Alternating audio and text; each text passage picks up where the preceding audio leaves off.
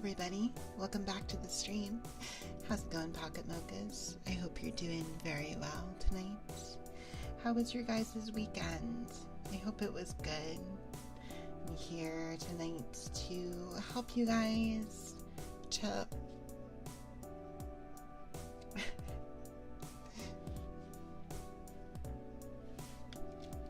I hope that wasn't audible to the microphone. I didn't realize how loud that was. You guys might have been able to hear it through my headphones. Thank you so much for the Prime sub, Ender. How's it going? How's it going? Hello, Jalen. Hello. Anyways, what was I saying? Yes. Hello, everybody. I'm here to help you guys wind down and relax. And we're going to be doing some more Pokemon card sleeving. We've been doing this on and off every so often. But I've got my hand cam set up and ready to go. And we're going to get to it. So let's head over there. Alright, here we go. Hello, everybody. Okay, I'm going to move this real quick out of the way. So hang tight for a second here while I move things around on my desk. There we are. So please forgive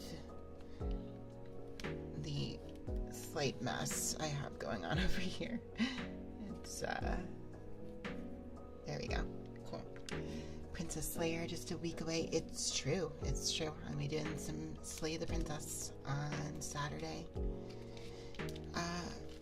Hi, Jalen. Relink has you by the neck again, but aside from that, you're chilling. Nice, nice. Glad to hear. I hope you've been having fun with Relink. I need to play more of it again. I got to the end of the story and then kind of stopped for a little bit. But, let's see here. So, I still have quite a few cards to sleeve here. Oh, as usual, guys, please let me know if the sound levels are off at all.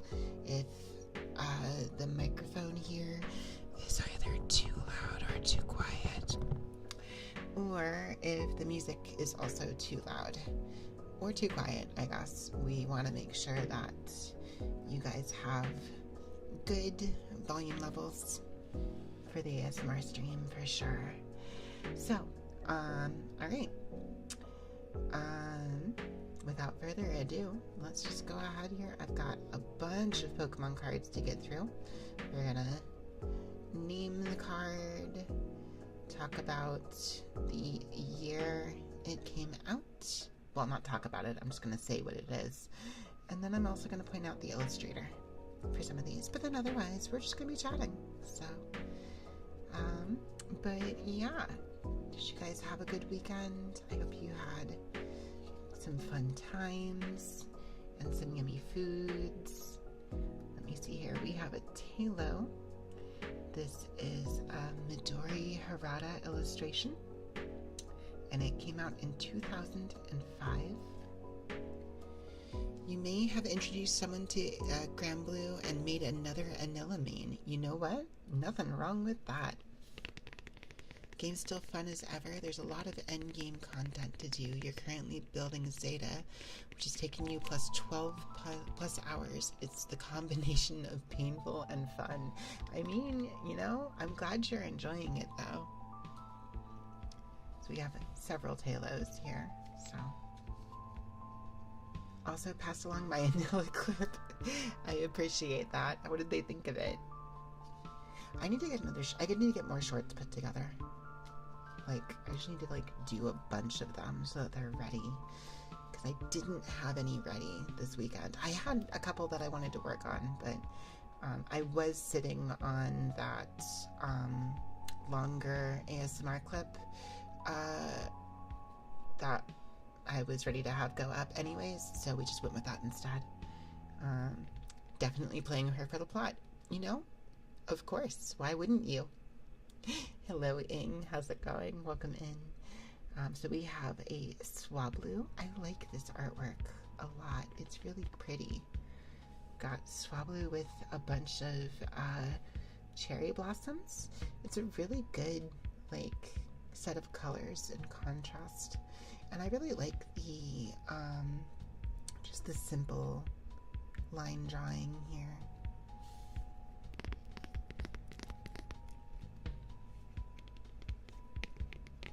Almost every character takes like a 12 plus hours to fully build and relink. For example, it took you a solid 30 hours to fully build your Narmaya. Oh my gosh. So like, what goes into building a character then? Is it just gaining like, the points to unlock their stuff or what? Like, I'm trying to think of like what goes into that. Is it like crafting weapons or just unlocking talents or what? You really like your new case so far? That's awesome. I'm so glad to hear that. 50% grinding, 50% gacha. Really? Wait, what are the gacha elements? I guess I never got that far in the game where any of that came up. Oh, obviously, guys, it is an ASMR stream. I do have the 3DO mic connected tonight. So if you guys do have any ASMR channel point redeems you want to make, please feel free to do those. I do, as usual, have my Fizzy Waters. Tonight's flavor is blackberry mango. So that's there for whoever wants to redeem that. You really want to finish the end game of Relink sometime. So close. I have done almost none of it. I should really do more. So next we have Staravia. I forgot that like at some point they started putting levels on these. I don't know that it really means anything, but it's kind of neat. So this is illustrated by, let me see here, hang on. Hang on. Gotta pull that close. Is it Masakazu Fukuda, I think is the name of the illustrator. And this one came out in 2007. Hello, Dr. Smug. How's it going? There's some more story with it if you go through with it, but it's up to the individual. Of course, of course. So then we have a Starly. This is just the Ken Sugimori art. This one was also 2007.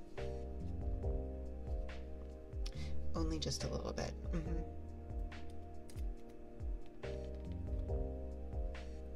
Ooh, and then we have a holographic Starly. Nice and shiny. It's always fun to see. Just gonna go ahead and put that in its sleeve. But casual gaming wise, honestly, I've mentioned before that I don't do as much like most of my gaming time is on stream. For the most part, I'm playing Grand Blue when I'm not streaming, as in like Rising, I guess. Some Star Rail, some other stuff like mostly just kind of chill, like cozy gaming on my own, I guess. Okay, this one is a Spiro. This is a Midori Hirata, and it is from 2006. But I've been playing a little bit of TCG Card Shop Simulator on my own. I've started a different one from the one that we played on stream, because I will be coming back to that one. Ooh, we have a Slacking. This one is... Okay, wait, so hang on. This one is a reverse hollow. I'm always really bad about calling the wrong things reverse hollows. This is a holographic. The other one was a reverse hollow. So this is a Slacking. This is another Midori Harada. And this is from 2007. There's this thing that you can do once you've unlocked Proud level quests, and that's Trans Marvel Sigils. That's the only way to get certain character sigils that they need in order to make the character stronger. The only downside is that you can get any character sigil in the entire game, so that alone can take hours. Oh, I see. Then we have a Slack Off. This is Tomokazu Kamiya, and this is from 2007. I like the artwork on this one a lot. It's kind of got almost kind of watercolor-esque. It's not watercolor, I don't think. Although maybe it is. I'm not actually sure. But it's very, like, subdued colors, I think. I'm not sure how to really put that. I don't know. Something about the way those colors all bleed together I really like. I also like kind of the sunset, sunrise, whatever this is back there. The bear, it's the Boo. How you doing, Boo's merry-go-round? I hope you're doing well. Another Slack Off. I must have had these in alphabetical order, I think. Well, I think I'm going backwards here. Maybe. Maybe not. Maybe it's just coincidence. Always well when I'm live. Aw, you're sweet. I appreciate that. We've got Skitty. Skitty. I kind of like how that one sounds. Skitty. You are sweet, Boo. You really are. This one is a Tomokazu Kamiya, and it's from 2007.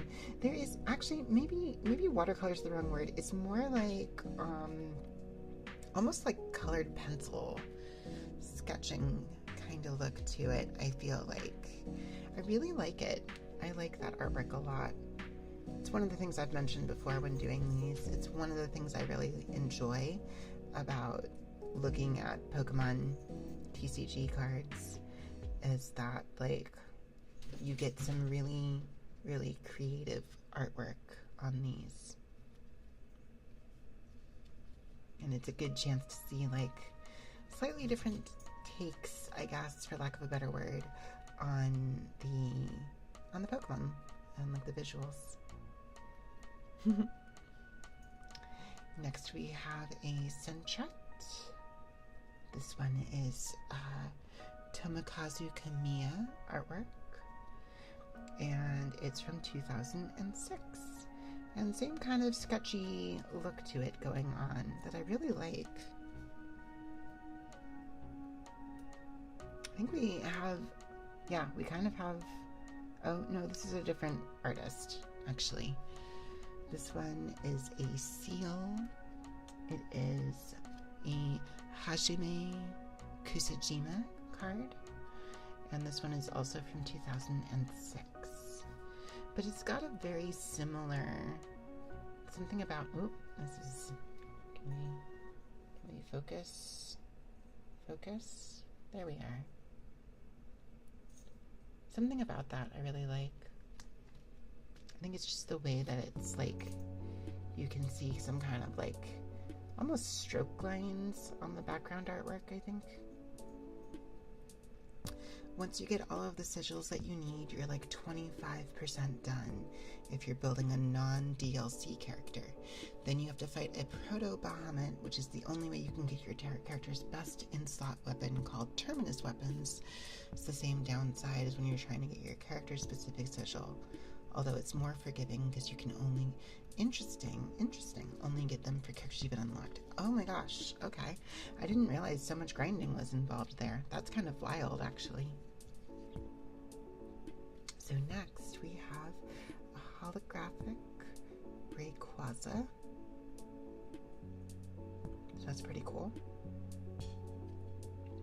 This one is a Hiromichi Sugiyama artwork, and it's from 2005.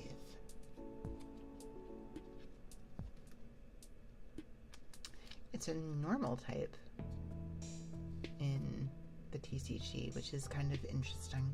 This must have predated when they had dragon type cards, because I know eventually they did have dragon type as a card. This must predate that.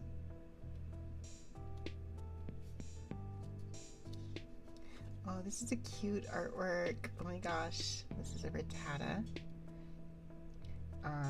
The illustration is Kyoko Umemoto. And it's from 2004.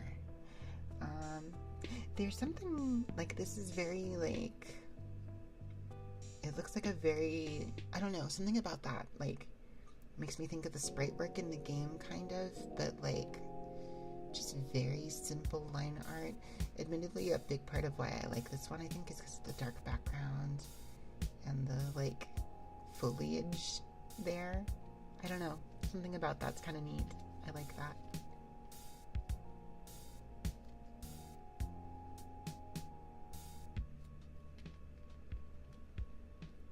So we have several Rattatas here.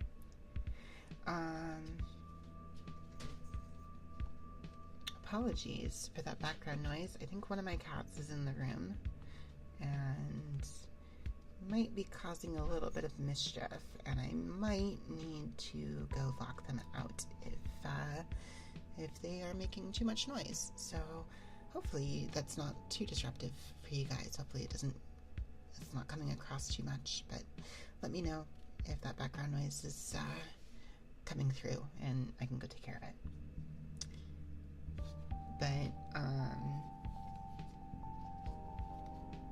yeah, one of the things I have been doing gaming wise, just kind of for fun, is going back and playing the rhythm game section of Deltarune, the minigame stuff from chapter 3, since you have access to it at the end of chapter 4. And I've been trying to T-rank all of the stuff. T-rank was like the highest score above S-rank. And I've gotten basically all of them now. I have all of the hard mode stuff T-ranked. I still need to go back through and do the normal modes, but that should not be difficult considering I got the hard modes. Yo, Zinko, how's it going? How's it going? Hello. I hope you're doing well tonight. So we have a Porygon 2. This is a holographic. And it is a Kagemaru Himeno. Sorry, I pronounced that very wrong. A Kagemaru Himeno artwork. And it's from 2005. Thank you for the head pats, Dr. Smug. And I see that fizzy water redeem. Give me one moment. And of course, guys, let me do this here. There are, hope I've been well. Sorry you haven't been able to catch my streams. I have been well, thank you. And that's totally fine. I completely understand. Stuff sometimes, you know, stuff, like real life stuff sometimes gets in the way. Sometimes there's not time. That's totally okay. I hope you've been well also, Zenko. If you guys do want to request triggers for the ASMR stream stuff, there is our list. I should actually have like a timer for this, I think, in the future.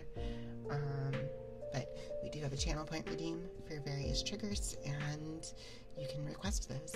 Been busy, lots of stuff happening, tiring you out. I completely understand that.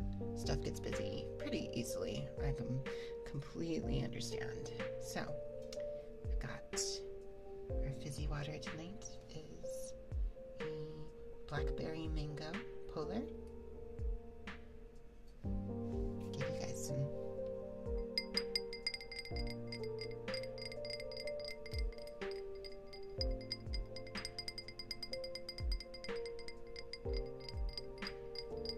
glass tapping. Okay. And then wanted to come check in and make sure everything Gucci. I really do appreciate it, Zinko. Everything is Gucci.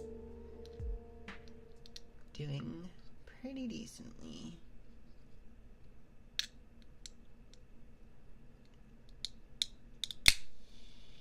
Okay. Hopefully that wasn't too loud. Okay, 1 second here. Okay, so we're gonna go over here first.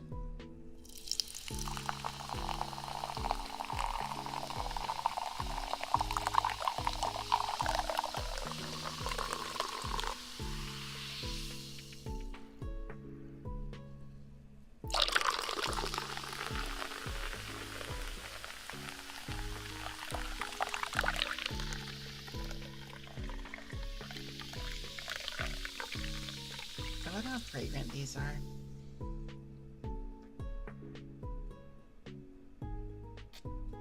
Sorry. I had to drain the glass a little bit there to get the rest. Making me want to get a beer. Understandable.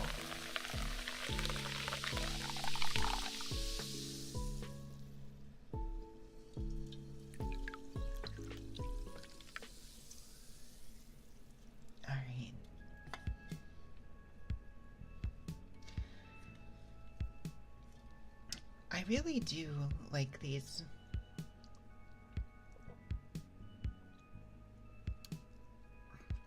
Something about the polar ones are like, I mean, it's fitting that it's like, I don't know, bear water. But like, I don't know, there's just been one of the better ones in terms of just like actually tasting like something when you drink it. Because like for the most part, most like fizzy waters like have oh, is my mat no, I mean it is from Honkai, but it's Stell. I don't know, can you see her face here? No, you can't, but no, it's Stell. So I mean, basically same character, just the other gender. But yeah. You meant Stell. Yes, it is Stell. You're half awake. It's the bear with the pretty nails. Hi, Vad. Yeah, when I looked at these ones, I had thought they were like white with like the glitter. Turned out they were just the glitter. That's totally fine. I think they're really pretty still. So thank you for the head pads. Hello, vegan. You recognize the clothing, you don't have a problem, it's fine. I understand. I need to catch up on card sleeping. Wait, did I say no? Yeah, okay. What was I saying? Oh yeah, I need to catch up on Star Rail, like real bad. I'm so far behind in the story. I have been like getting on to do like some chores and stuff. Mostly because I've been trying to pull characters, but I'm so far behind on the story. It's not even funny. This full tower is crazy. Haven't seen my GPU temps hit 60. Oh, that's awesome. Used to call it card sheathing because before you knew the term was sleep. I like sheathing. Sheathing is good. Had to sell some of your Pokemon cards to pay bills. You miss my babies. Oh no. So we have a Porygon. Did somebody say they were heading to bed? Let me make sure I'm saying goodnight to people. Oh, that was Zinko who said that. Well, if you are heading off to bed, Zinko, have a good night. I hope you sleep well. Good night. But obviously, if you wanna, hang out and vibe a little bit, totally fine also. Okay, so we have have a good night, Zinko. We have a Seo Nakamura card here. This one is Porygon, and this is 2005. But card sheathing, I think, is also they are kind of a sheath, right? That's sort of what they are, a little bit. But also their sleeves. I think both both things are valid in terms of identifying them. So we have a mill tank. This one is Tomokazu Kamiya illustration and is from 2005.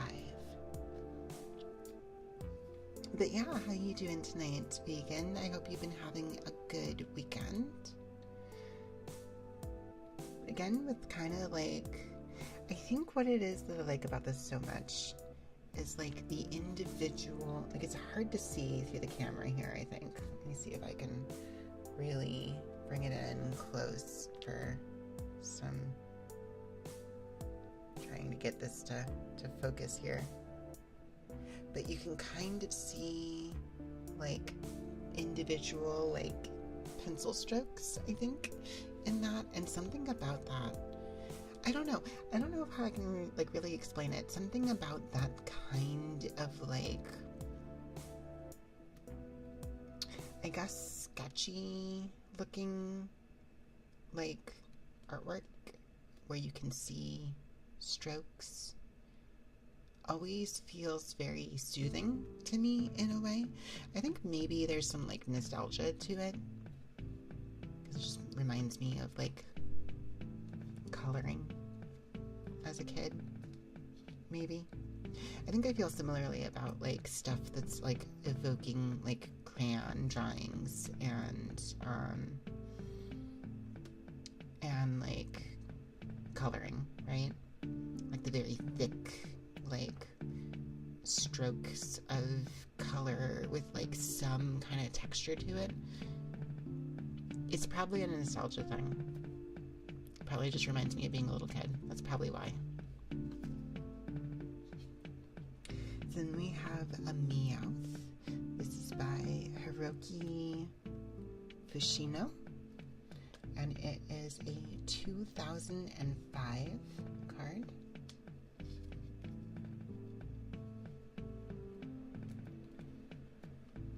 We have a couple of those. But yeah, I'm way behind on the HSR story. Part of it is like, I don't know, I think the current storyline hasn't grabbed me in the same way that Penacony did. I'm sure it'll pick up more as I get going in it, but like, I think that's part of it. Oh, we have a different Meowth. This one has an illustration by Masakazu Fukuda, and this one's from 2006. What's the difference in the cards here? Let me see here. It is always interesting to me when you get like comparisons of like two of the same kind of like the same Pokemon, but like they have, I mean, obviously there's like a bunch of different card versions of a lot of these, but the differences in how they work is always interesting to me. Also, I like Cat Kick as an attack name. I think that's cute.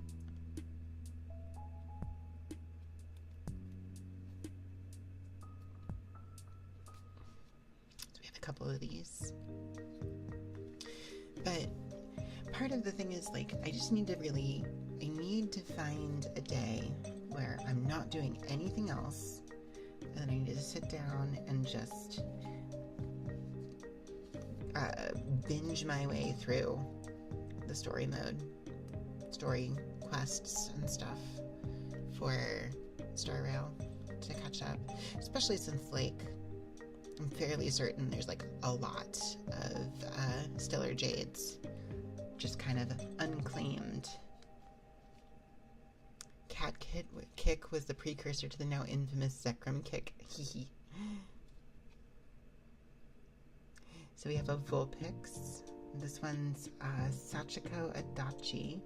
I don't think this was so we are gonna, there were a couple of these, I don't remember which illustrator it was, but one of the artists where the cards that catch up was specifically looking for. I don't think it was this one, but it was a similar thing where there's like, it's a mixed media thing going on here where we have like a 3D model, whether that's clay or actually like 3D models on top of like a drawn background there. If you squint your eyes, it looks like a plushie. It kind of does. And I like that about it, I think. It's sort of... Come on, focus, focus. Like, it makes me think of like 3D erasers, almost like the little rubber, like just like the really intricate rubber 3D models of things that are just in eraser form. I don't know if anybody had any like really crazy ones. Like, they're the kind of things you never would want to actually use because like they look like toys. And then we have a holographic Manaphy. I like Manaphy a lot. It's super cute. This is a Daisuke Ito illustration, and it's from 2007. I got in my Diamond and Pearl playthrough, I had gotten Pokemon Ranger, and so at the end of that you get a Manaphy that you can transfer to your game. And I just decided I wanted to play Diamond and Pearl with Manaphy as my starter. So I just traded Manaphy over as soon as possible. Well, no, wait, it wasn't trading over. I think you just transfer it. But anyways, I got it as soon as I could, and then I just boxed my starter and used Manaphy as my starter instead. I picked up the water starter, which I think was Piplup in that game, and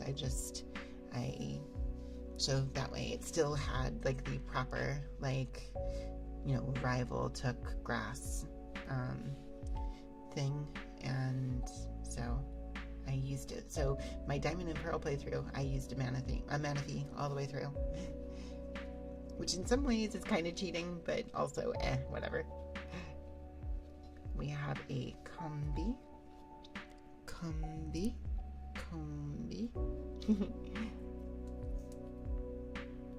Oh, it's even more unfair than that. I'll talk about that in a second. This is the Ken Sugimori art, and this one's from 2007. It's even more unfair than that, though, because, like, I was playing it alongside one of my friends, and we agreed that after every gym, we would battle each other. Like, we just wanted to be kind of, like, I think we wanted to kind of be, like, rivals. Like, we wanted to be each other's rivals in, like, outside of the game. And, but, like, she just had her normal, like, starter Pokemon, and I had a legendary as my starter. So, it was not fair. It was not fair to her. But she was a good sport about it, so, you know, it's fine. Step 1, click tail glow. Yes, basically. We have a reverse hollow, Hoot Hoot. This is a Midori Harada, and it's from 2007. It's been a long time since I've approached a Pokemon game like that, right? Where, like, it was a fun approach, honestly, of just, like, playing alongside somebody else who then, like, you're just actively trading and battling throughout your entire playthrough. I think that's really cool. And I haven't had that experience in a long time. Next we have a Monferno. This is a Ken Sugimori. Oh, it's just the Ken Sugimori art from 2007. I don't want to sound too, like, dismissive whenever it's the Ken Sugimori art, but, like, because it's Ken Sugimori artwork is obviously very good, right? It's more that, like, I feel like these cards are a little bit boring because like it's just the artwork that everybody already knows on a generic background, as opposed to like ones like this where like you get a full illustration, and I just find those way more interesting. Just way too used to it. Exactly. You would visit your cousins once a year. You would do a Pokemon battle to see who was better. It was always like, so I have played a little bit of like, not competitive really, but playing with people in Pokemon as an adult is very different, right? Because like back then, like as a kid, like playing through them with friends, like for the most part, like I didn't know anything, like neither one of us knew anything about like, you know, EV training or like individual values or like natures or anything like that. So none of the min-maxing stuff really was present in that. We were just playing. And so like something about that, there's like a purity to that. Maybe purity is the wrong word, I don't want to use that word, but there's like a simplicity to that. That's much better. There's a simplicity to that experience that I think I miss, kind of, because like now obviously as an adult it's like, oh yeah, I get the like underlying mechanics going on here, and I have to kind of pay attention. I don't necessarily have to pay attention to, you know, EV training or IVs or natures or anything like that. Like I can be aware of them. I don't honestly engage with it that much, but you kind of have to be worried about that when you're playing against other people now, because it's like, oh, right, people are going to be like engaging with these mechanics to improve their Pokemon, and you kind of have to take that into account, and it complicates things a lot. As a kid, there was no strat. It was only who had the highest level. Yeah, basically. The only way to get that going nowadays is with certain game mods that remove individual values and effort values. Oh, game modes. I see. So we have a super scoop up. Super scoop up. There's a bunch of roguelike fan games that get that idea going. That's really cool. I do want to eventually play, what is that? Emerald Rogue, I think? It looks really cool. This is a... hang on. Is it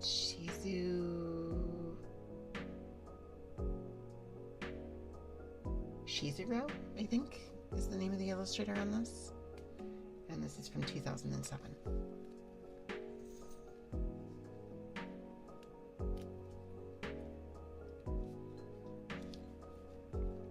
And we have Alexio. That one is a Ken Sugimori artwork from 2007. We got a couple Ken Sugimori ones I can see here now. I'm looking forward. So we just finished the Soul Link with Terberry this last weekend. Not last weekend. Last Thursday. And wait, modern Pokemon cards don't have the yellow borders anymore? They don't? I haven't collected in a long time. That's wild. What color is it now? What was I saying?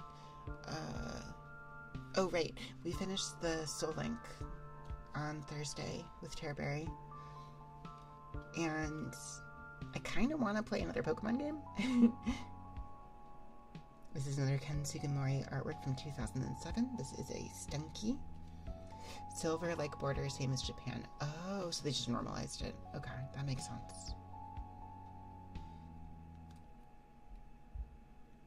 Got you back on the Pokemon. It did though. It really did. So I think once we're done with Yakuza, I'll probably move back to a Pokemon game. I've got a couple thoughts on that. I mean, Emerald Rogue is one of those. fairly close to finishing Kiwami 2. I think that's probably true. I think we probably only have 1 or 2 more streams of that, more than likely, considering how quickly we were moving through that Pokemon TCG Pocket. I'm thinking, like I said, Emerald Rogue is one. I kind of really want to play Real Idea System. So here's the thing. I have no idea how that game is actually supposed to be pronounced. I saw it written, and I wanted to say, like, Realidea, but then everybody I've ever heard talk about the game calls it Real Idea, which is like, okay, yeah, that is what the spelling is. It's Real Idea. But, like, I like I pronounced it properly? Oh. Haha. Real Idea is not it, right? Okay. I've only ever heard anybody pronounce it Real Idea, and I was just like, that sounds wrong. Like, so Realidea. I like it. Anyways, Realidea System is one that I want to play. Gotta remember the dev is Spaniard. Yes. So, look, for all of the times that I have pronounced Pokemon shit incorrectly, I got this one right. Smart bear. But I've heard so many good things about it, and it looks really cool. So I kind of want to play it. There is also, what was it? Which fan game was it that had the Moemon mod made for it? Is it Rebirth? We have Realidea is Moemon Reborn. Realidea is really fun. Yeah, it looks really good. So I think that might be the one I wind up doing. It's another Ken Sugimori. This one, okay, you know what? As far as Ken Sugimori artwork cards go, this one's actually not bad. I didn't immediately realize it was Ken Sugimori. I mean, like, obviously that's his artwork, but the way that hang on. Boop, boop, boop, boop. Come on. Here we go. Focus. The way that background art is actually used kind of works. You would say it'll depend on how long you want to spend on said games. Oh? Are some of them much longer than others? Reborn is very long. Realidea is not short, but it's more manageable. We'll probably do that one then. Especially because, like, I've heard so many good things about it. Yo, while running, how's it going? Welcome in. Welcome in. We have a potion card.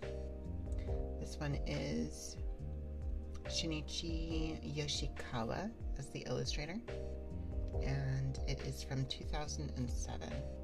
Trying to get, come on, focus. It's interesting to me how many of the trainer cards wind up being 3D models. Like, it just seems like it's way more likely than just like a 3D model on the trainer cards.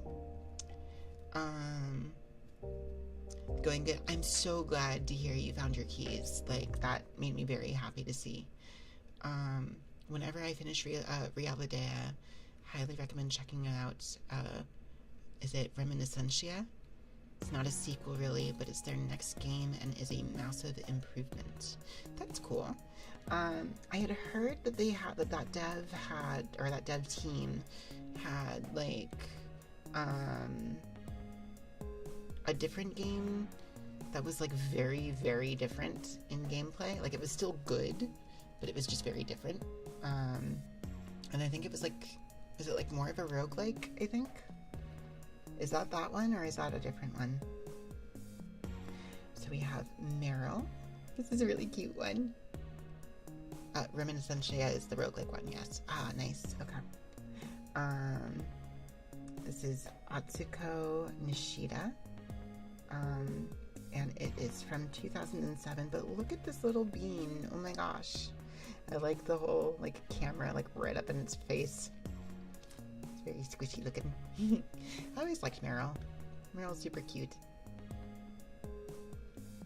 Azumarill I also like, but something about it was always kind of like, I don't know, it looked, I mean, I know it's a weird thing to say given that like Azumarill and Maro are both fairly like ball looking things, and Azumarill being kind of more like a balloon is not like wrong, like that feels fitting. But it was always weird to me that like Azumarill and Marill were both spherical, and then you get wait, hang on, it's Azurill and Marill, and then Azumarill is like a big ol' oblong balloon. Thank you for the hydrate and posture check and head pats, Wolfman. There it is. Give me one moment here. Let me get this hydration. One of them gets stretched out. Yeah, it's weird. It was always weird to me. All right, here, hang on 1 second. Okay, Wolfman. Wolfman. Wolfman. Ada, ada. Ada, ada. Ada, ada. Ada, ada. Ada, ada. Sleep well, Wolfman. Sleep well. There you go. Forced care for the streamer and the best ada ada for your tired self. I hope you sleep well, Wolfman. Thank you for stopping by. So we have a C dot. This is a Masakazu Fukuda illustration, and the card is from 2007.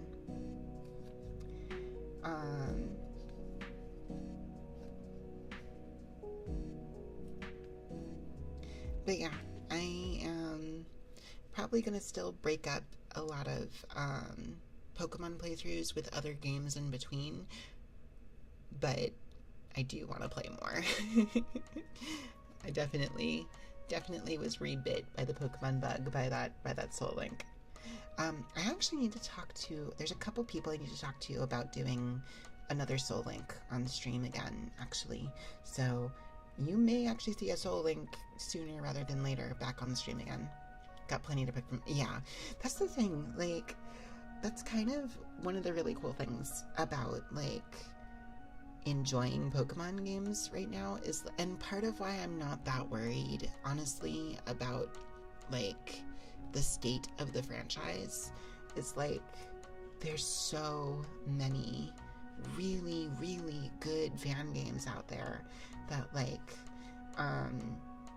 you just have so many to pick from, and, like, there's no shortage of stuff out there to play, and stuff keeps happening, and people keep making things, so it's just like, yeah. I do also, at some point, need to play Sword and Shield and Scarlet and Violet, because I never actually, I started Sword and Shield, but never finished it, and I never played Scarlet and Violet at all. And I enjoyed Sword and Shield quite a bit, at least in the beginnings of it that I played. So, like, I think I would enjoy playing through both of those, probably on stream. Sword and Shield is pretty short. Oh, is it really? This is a Masahiko Ishii illustration for Staraptor, and this is from 2007. This is one of those Pokemon that I always made mistakes in how. So there's, I wonder if, like, this has to be like a kind of a semi-common phenomenon, right? If you were to approach it as a traditional Pokemon game, then yeah, it's fairly short.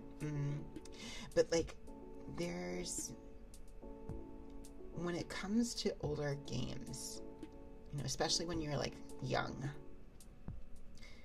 especially when they're, like, sprite-based, which I think Staraptor Diamond and Pearl, I think? there was always, I feel like there was always a tendency occasionally to like misinterpret the way that the sprite actually should be viewed, I guess. I don't know. I think, point being, I always thought the little like swoop on the top of Staraptor's head was its face. Like its eye. I always like interpreted its eyes being up here, even though clearly it's underneath it, and the swoop is just like a head swoop. So right with that. Used to think it was like an emo bang. That's also valid. But like I saw, like for whatever reason, I think I never saw the eyes down here. I always saw like the top bit right there where it's like kind of shiny on the top feathers. I always interpreted that as its eyes and thought it just had a really weird looking face. But there's a couple things like that where it's like, so when I was real little, this is kind of a funny story. Like when I was really little, so I've shown off the old Game Boy that I have. Actually, it's right over here. I can pull it in. Oh, it's very dusty. Gosh, I need to clean this. Credelia is the biggest offender. Yeah, for sure. Ooh, that is reflecting like crazy. Oh well. Be careful with how I angle that. Anyways, so obviously I had a Game Boy growing up. But when we first got it, it was like the family Game Boy. And like, that said, I was like the only person who played it. But it belonged to like the whole family, technically. Technically speaking, it wasn't actually mine. And I remember, I still don't know for sure if like what actually happened here, but like my dad was given a copy of Final Fantasy Legend 3 as a gift, with the idea being that he was going to be the one who played it, which is really funny because he's not really a gamer at all. So like I don't know what the thought process was there. So obviously I'm the one who wound up playing it, but it was technically supposed to be my dad's game. And so many of the sprites in that were like, because it's a Game Boy game, so it's like big junky like monster sprites and stuff like that, but like for whatever reason a lot of them I just kind of didn't interpret correctly. Let me see if I can find like a good example of that now that this is in my head, like thinking about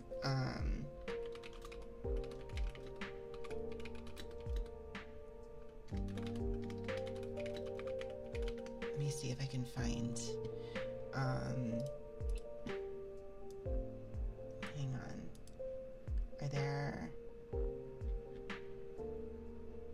Oh, wait, enemies, right? Are there...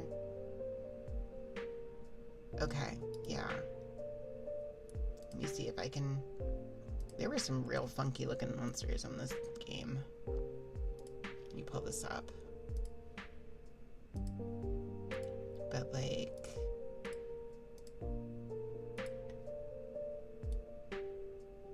So, specifically, I mean, there's a lot of these I think I misinterpreted growing up.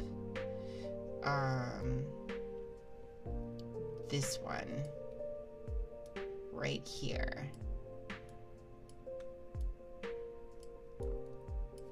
So, the idea, I guess, is it's supposed to be like a woman with like her entire face being lips. Cause like, it's like, I think, what was the name of the monster? I think the name of the monster was something like Gossip or Busybody. It was Busybody. was the name of the monster. But I didn't know what busybody meant as a kid.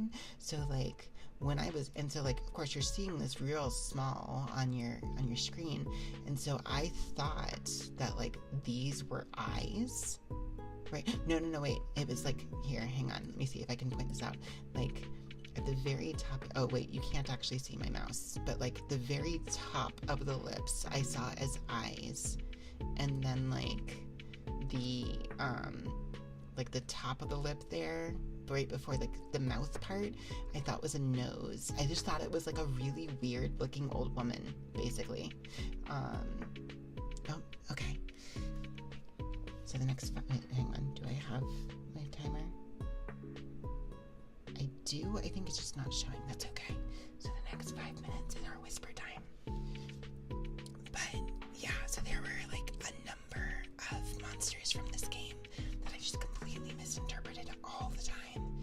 And it was really, really weird when I finally like realized, like coming back to the game when I was way older and being like, wait, this thing's called busybody. Wait, those are lips.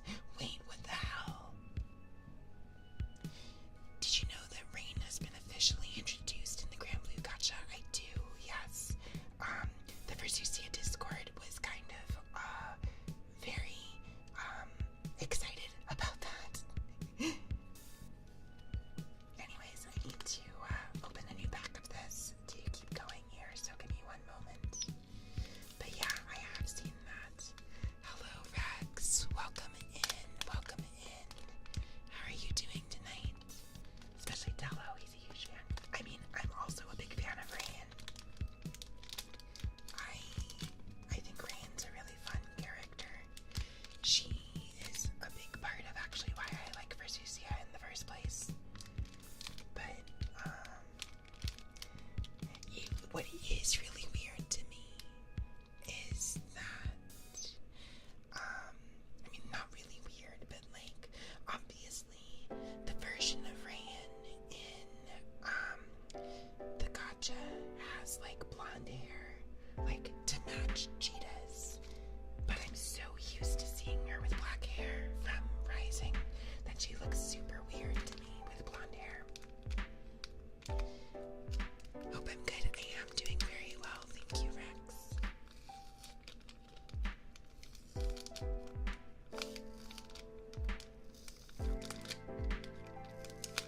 Give you guys some plastic crinkle sounds here too with this.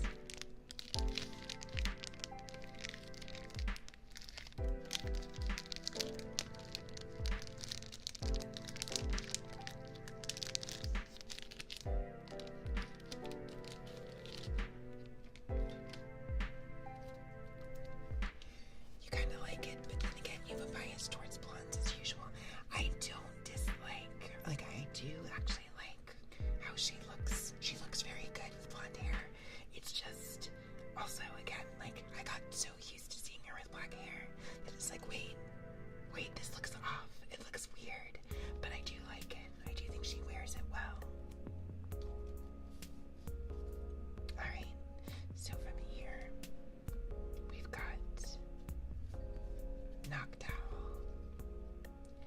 which is an Atsuko Nishida illustration from 2007.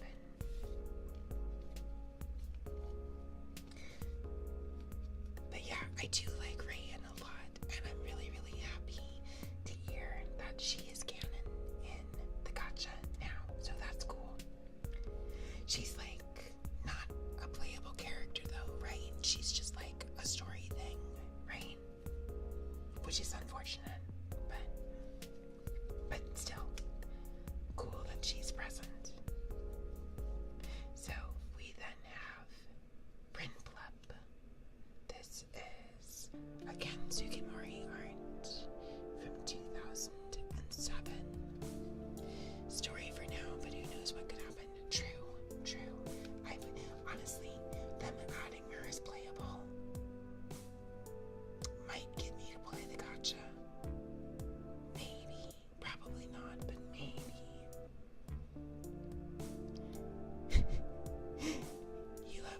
shutters with the stock background. I mean, yeah, that's the thing. It's like, yeah, no, like, for reals though. That's just like, that's like a what?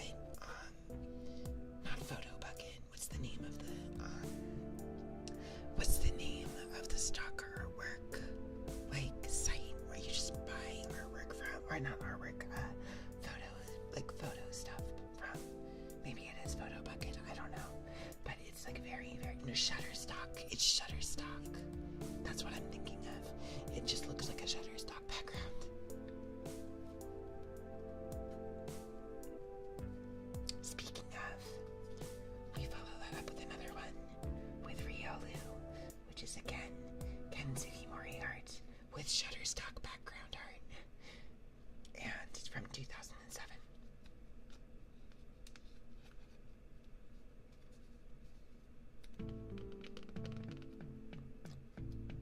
Okay. I don't think. Let me check something very, very quick here. Hang on. I think my timer is that below or above? It was above. Oh, okay. So the timer just didn't turn on for some reason. I don't know why, but that was 5 minutes. So back to the softly spoken for now. I hope it was an enjoyable 5 minutes of whispering though, okay, so next we have Professor Rowan, which is another Ken Sugimori art with generic photo background from 2007. Some of these look better than others, but yeah, no, there is kind of an element there where it's just like once you like see it, it's like, oh, I can't unsee the Shutterstock, like, generic stock photo background now. You were wondering why it went on longer than usual. I can't complain. That's fine. I don't mind, really. It's mostly that, honestly, doing a full... Maybe at some point I might try a full whispering ASMR stream, but that is rough on my voice. It's one of those things that, like, going for a full whisper is actually, like, harder than you might think. Did I ever see the Arceus event from Heart Gold and Soul Silver? When Arceus went like, hey, check this out, and then made a PowerPoint presentation. Yeah, it's my favorite part. Just did a whole, like, VTuber debut slideshow. It was really cool.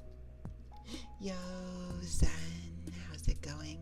You smell cardboard. How's it going, Zen?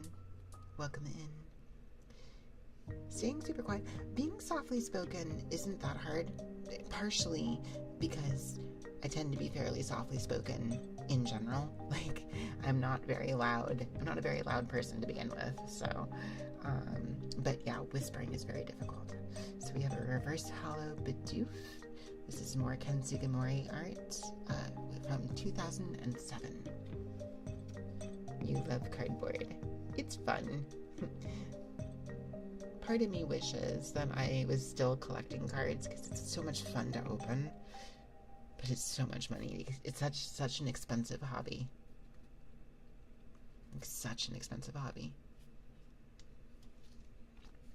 We have a Weasel. This is another reverse hollow.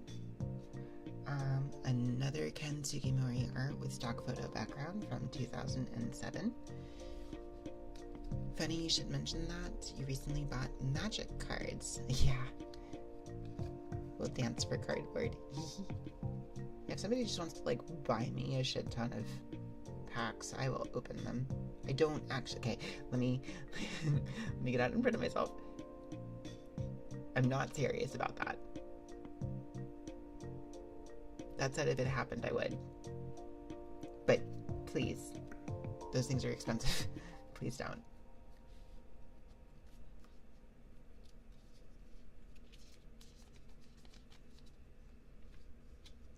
I really wanted, there was like, haha, just kidding.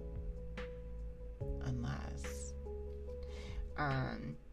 what was the name of that? The Disney TCG? Oh God, why am I blanking on that? Cute hands. Aw, thank you. I'm actually really happy with how the nail polish came out. Lorcana, yes, Lorcana.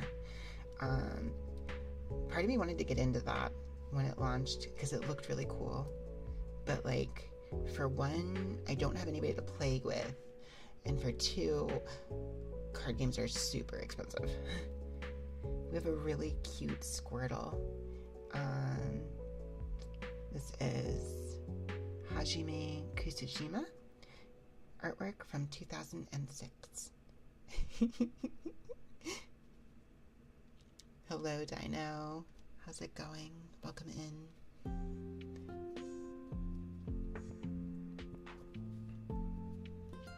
But yeah, figured it was, I don't know. I've got a lot of, I mean, if it's not obvious, since I tend to have my nails done for handcam streams, I really like nail polish with like texture to it, I guess, for lack of a better way to put it. I like having something like kind of neat and fun going on. So indeed, you totally did not drop the equivalent of $300 for fun. Yeah, no, I get that. So you're probably going to be replacing the fans on your new case. Mainly you want reverse blade fans. Would look better than your current ARGB fans. Interesting. Waiting for the Sonic MTG cards. I feel like, given how much like crossover stuff Magic the Gathering's been doing, that feels like only a matter of time, right? We have another, this is a Bulbasaur. This is, oh gosh, speaking of this style I was talking about earlier, this is Sumiyoshi Kazuki, and I don't know how visible this is, but like, first off, I like big chunky lines on artwork to begin with, but like, let me see if I can actually get that to show up. Yeah, you kind of can see it. It looks like a crayon drawing, because it's got kind of that textured, like, kind of rough, like, textured edge to those dark outlines, and it just looks like it was drawn by a crayon, and I like it. I like it a lot. It's super cute.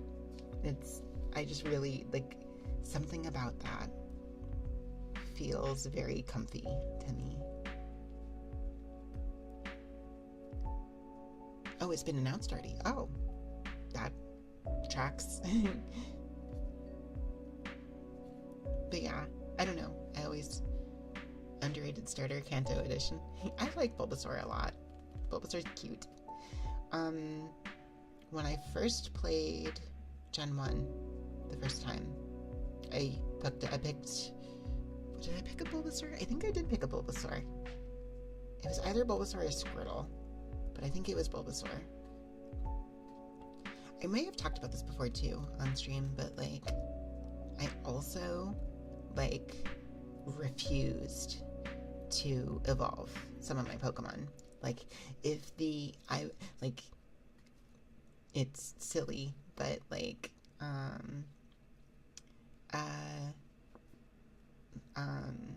if I ever thought the evolved form of a Pokemon was like ugly, or like not even ugly, just not cute,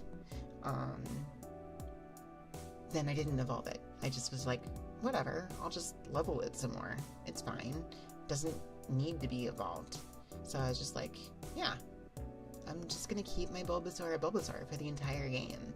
Like, why do I need to evolve this thing? What's the point? It's way cuter like this. So yeah, I had my starter just completely unevolved throughout the entire thing. My friends used to make fun of me for it.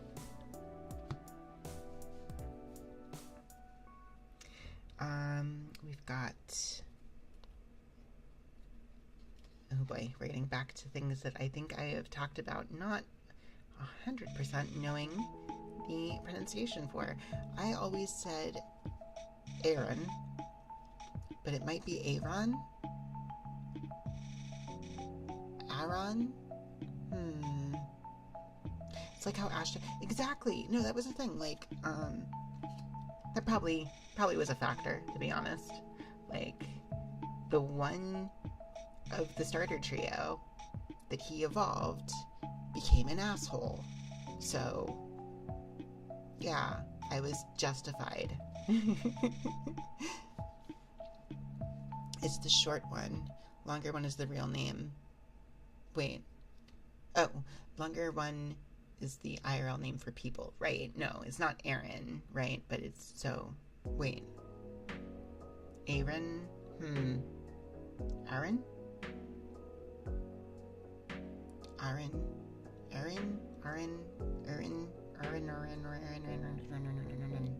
Anyways, Aran.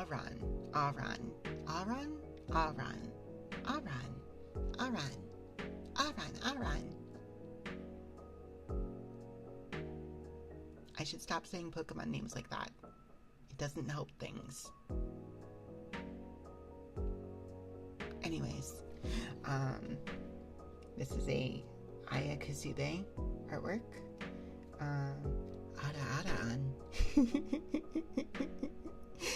You've been lurking on a hand reveal? How scandalous. Hello, Ripley. How's it going? Let me see here. This is from 2006. I hope you're doing well tonight.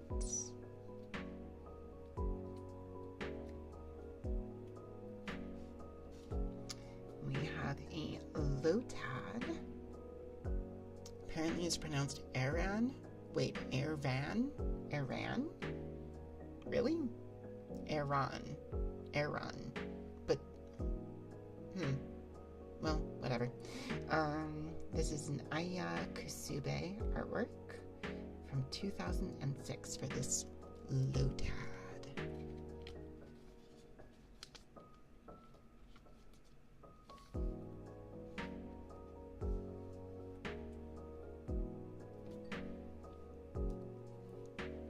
Set some of these off to the side.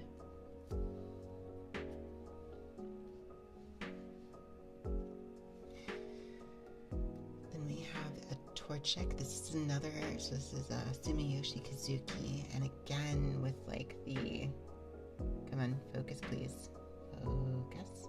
But again with the like super thick lines that have kind of the crayon texturing to it that I really like. Burb. This one's from 2006. Wow, Sucrose, your mom lets you have 2 Torchics?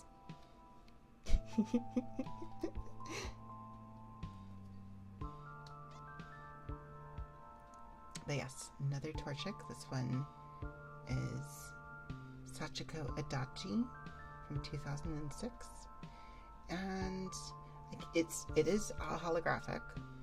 It looks like another one of like the model ones, I think, like the mixed media thing going on there. It's hard to tell because of the holographic like backing there, but I think it might be. As a Yu-Gi-Oh! Firebird user, you approve. I like Torchic. Torchic's cute.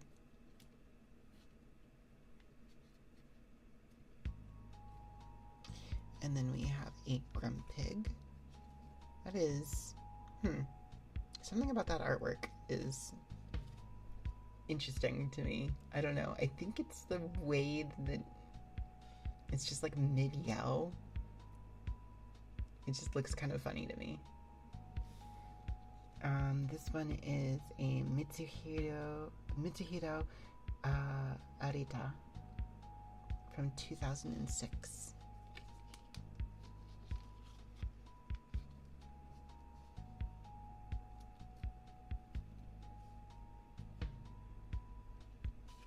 And then we have a Gulpin. This is Kyoko Umemoto. And it's super cute. I don't know, the really simplistic line drawing ones are really cute to me. Something about them. I think because it looks like something somebody could have just like doodled in there, like in their notebook.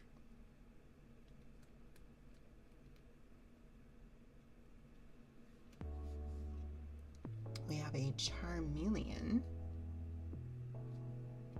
which is lightning or electric type for some reason. This one is a Matsuhiro Arita again from 2006. Did they do a thing? Terra Electric Trust. I guess they must have done a thing at one point in the card game where they just gave Pokemon like different types for some reason. Like obviously terrestrializing is a thing, but that wasn't the thing at this time, so. We have another Weasel.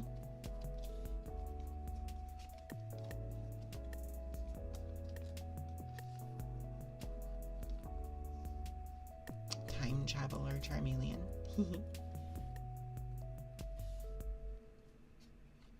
We have a Floatzel.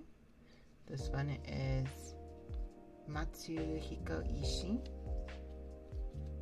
And this one's definitely a CG render. Oh, and this one's from 2007.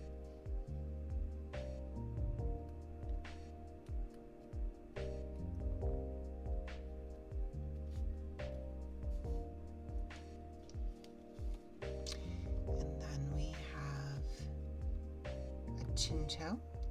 This is a Sachiko Adachi from 2006. This is another one of those ones that looks very much like a clay model. There's a fan game that uses the Delta species idea to give Pokemon alternate variants. It was finished and came out before Alola too. That's cool.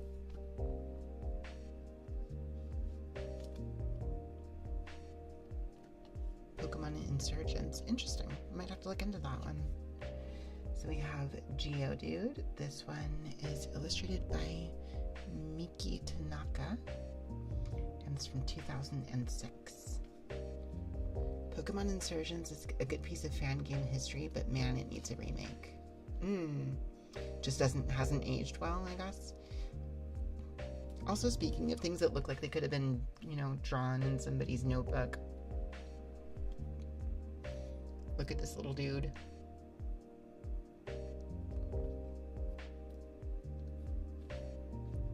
Still very outdated by today's standards. Still fun. Want to know what else is cool about Insurgents? What else is cool about Insurgents? Dr. Smug. Level cap is 120. Oh, interesting. I don't know. That feels like too high.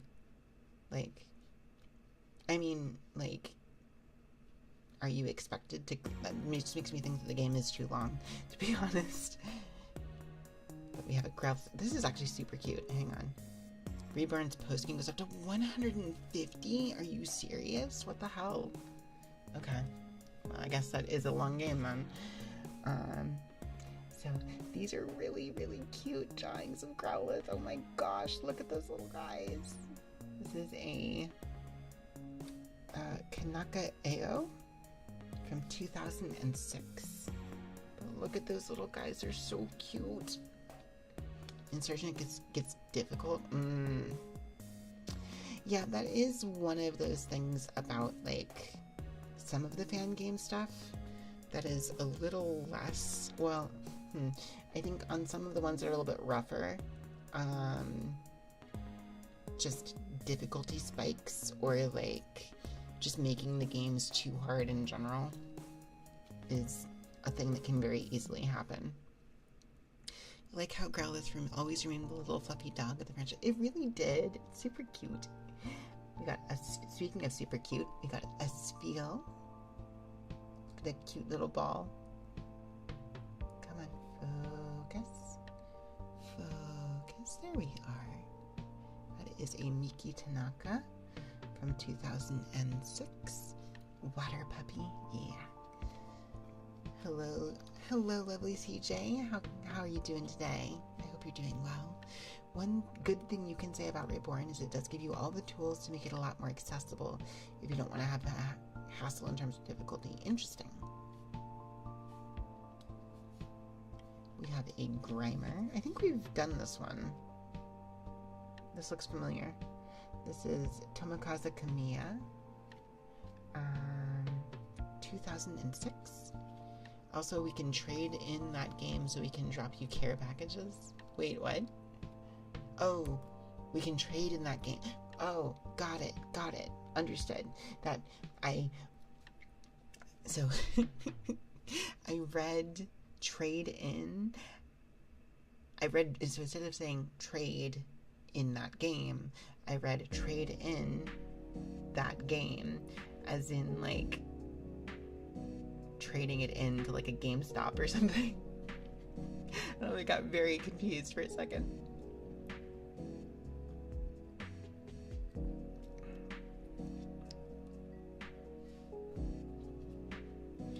So we have, this is a holographic trainer card, which is Cursed Stone, which is a Ryo Ueda illustration from 2006.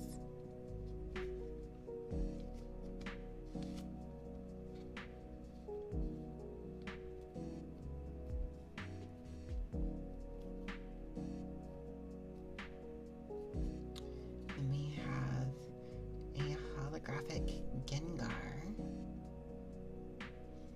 This is a Koki Saito illustration from 2006.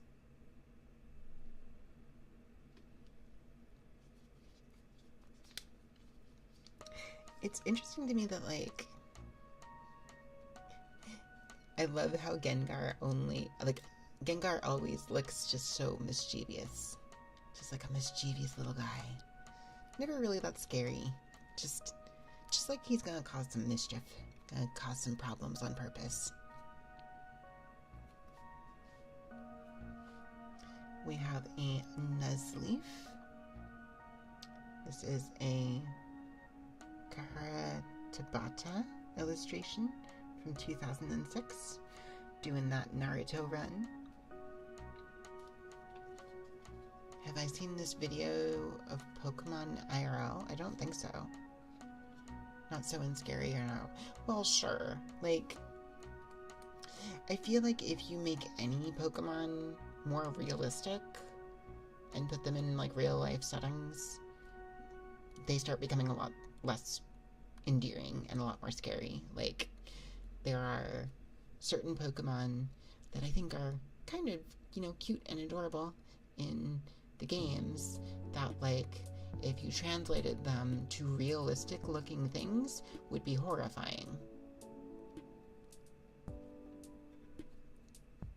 Remember this one Pokemon Go advert about Ultra Beasts? Oh yeah?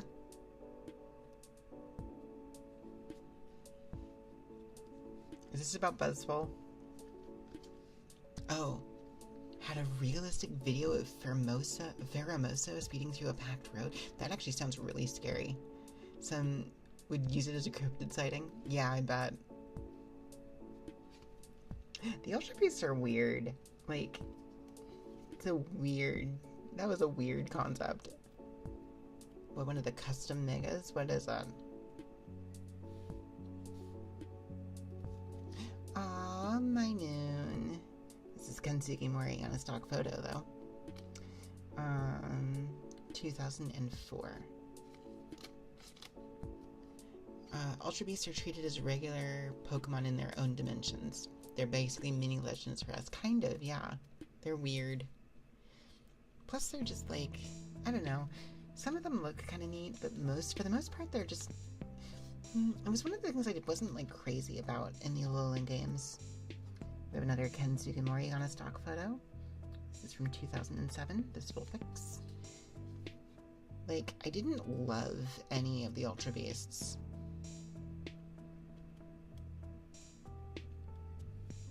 And some of the Ultra Beasts I just flat out just don't like. I did see that, yes, Cactus Bug. They really missed out on fleshing out the Ultra Space. Mm-hmm.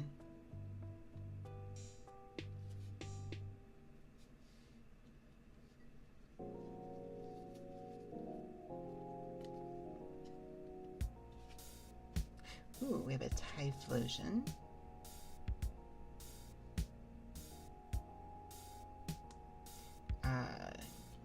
Holographic.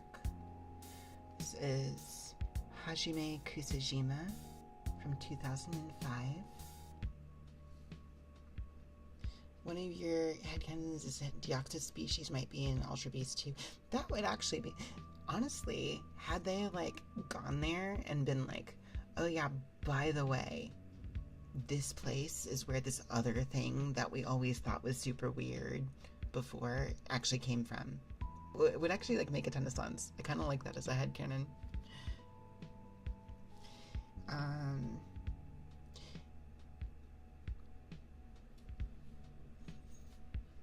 Would make the Rayquaza versus Deoxys rivalry all the more anime. Yeah, right? Interdimensional Invader versus the Guardian of Earth. I kind of like it. We have a Tailo. I'm fairly certain we've sleeved one of these earlier. This is a Miki Tanaka from 2006. It's interesting. I have, like, I don't want to say mixed feelings because I don't. Like, I think megas are kind of neat, but also in a lot of ways, like, I don't love all of the Mega Evolution, like, designs. They kind of tend to get a little over-designed.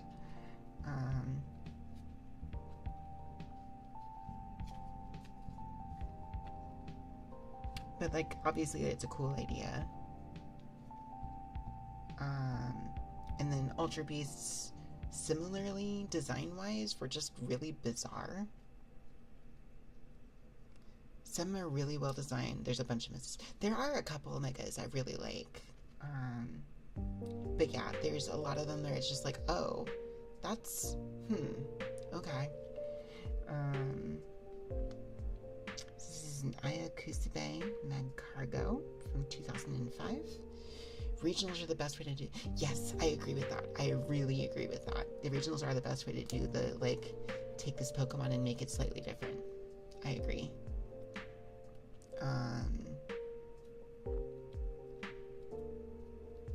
Like, in terms of, like, the gimmicks, I guess, of the different gens, it's actually really interesting, because, like, they keep introducing, and I get why, right? Because you have to, like, you don't want to power creep too much, but you also want to keep introducing, like, new things to make things, like, I don't know, impressive, I guess. But it's interesting to me that they keep introducing, like, power-up mechanics for Pokemon in each game that go away outside of that region. Like, you're only bound to having the same species, but outside of that, exactly, yeah, no, for sure. And, like, also regional types are very easy to translate over because they're not like a power thing at that point. It's just like a different variant on the same idea, and it's not necessarily more although sometimes it is, but not necessarily more powerful. So, like, that's kind of cool, I think. This is a Slugma. Tomokazu Kamiya was the illustrator. It's from 2005. Did I get these cards today? No. These are old cards that I've had. So I did talk about this when we started doing this, which was like probably about a month ago. But I had found while we were cleaning up, I found a lunchbox that had just a bunch of my old cards in them. So I figured it was a good opportunity to, like, go through some Pokemon cards and sleeve them for an ASMR stream. So honestly, it's really funny because they only started doing the we gotta one-up the previous game's gimmick stuff in Kalos. Kalos, which is that Sword and Shield? Or which one is Kalos? Hang on. Or is that X and Y? Gen 6 French Fusion. Yeah, that's X and Y. Yes. Yeah. No, they did, really. It's interesting. Oh, another Slugma. This one is Midori Harada. And it's from 2005. But, like, Mega Evolutions are kind of neat as a concept. Z moves were, like, kind of whatever. Like, I don't know. I don't dislike Z moves as a concept, but, like, they were a little bit, like, not underwhelming, I guess. It is kind of neat to have, like, the idea of, like, oh yeah, it's a thing you're allowing your Pokemon to do because you're, like, perfectly in sync with them or whatever. That's kind of neat as a concept, but, like, it is kind of a weird, like, I don't know, it feels out of step with the rest of them. Likes the dance stuff, but yeah. We have, it's a Kirlia. This one is a Kyoko Umamoto from 2006, a fire-type Kirlia. Going back to the cards, any specific cards I cherish the most in terms of attachment or whatever? Ooh, that's a good question. You know, it's been so long since I've done anything with these. I do think there was a Gardevoir card that I remember having kind of an attachment to. We haven't run across it yet. I assume it's somewhere in here. I hope. And I just remember I built a deck around it specifically because Gardevoir is one of my favorite Pokemon. And so that one I have kind of an attachment to that, I think, probably. That said, I don't even know if it's in this box, so we'll see, I guess. So there's that. There's I don't think I have the card anymore.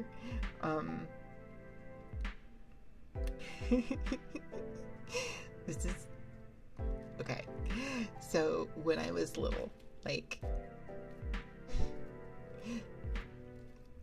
telling babby lesbian secret stories. When I was little,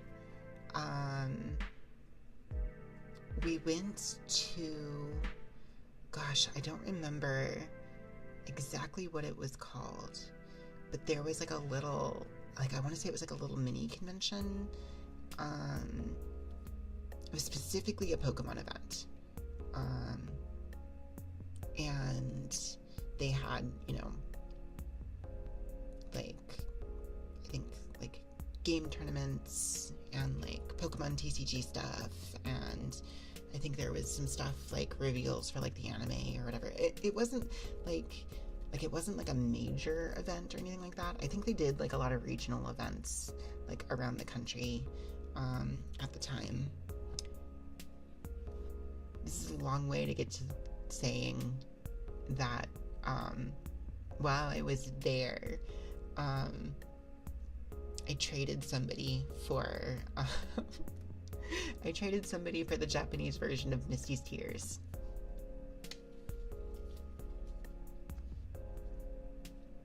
And so there's a weird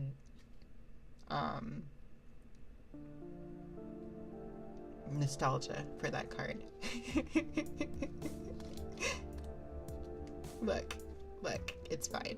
It's fine. And, like, tried to convince my friends that I just thought it was neat. I thought it was really pretty artwork.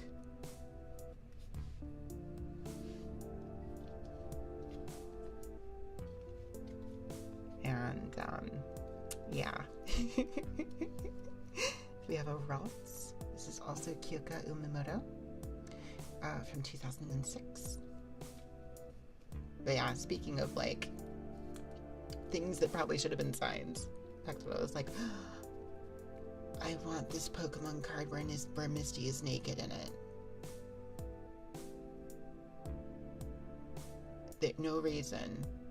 She's just pretty. I just think she's pretty. It's fine. Obviously you can't see anything, but that card was altered significantly when they localized it. But for a while I had the Japanese version of it. I had a couple Japanese. I actually got a couple. Like it helped. It helped my case. Okay, that I actually got a handful of Japanese cards from that event that I traded for, because it was like, oh, these are the Japanese cards. This is kind of neat. Like, some of these have different artwork on them. That's really cool. And that just happened to be one of them. But of course, everybody, it did not go unnoticed that one of the cards was just like, wait a second, hang on. Is Misty, wait, hang on. Needless to say, that was a card that I did not show my parents that I had picked up. Some of the other ones were like, oh look, I got these ones that are in Japanese. It's really cool. And then the other one was just like, I'm just gonna keep this one in my backpack. It's fine. Nobody needs to know I have this one. I 110% would have had that taken away from me. 110%. Also, that would probably have been like the point at which my parents were like, wait, should we be like stopping you from playing this game? Thank you for the hydrate and the headpats.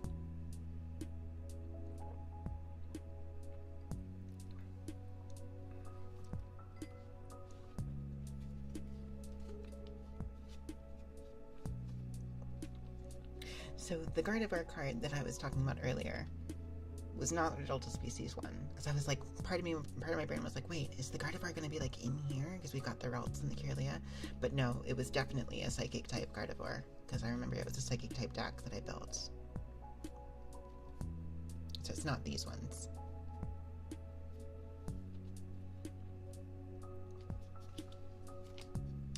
But I do also think I had something of an attachment to that Manaphy card from earlier. Mostly because I had that like weird attachment, not weird, but I had that like particular experience with Manaphy in Diamond and Pearl. So we have a Camerupt that looks, yeah, that's some interesting artwork for it. That one is Tomokazu Kamiya from 2005.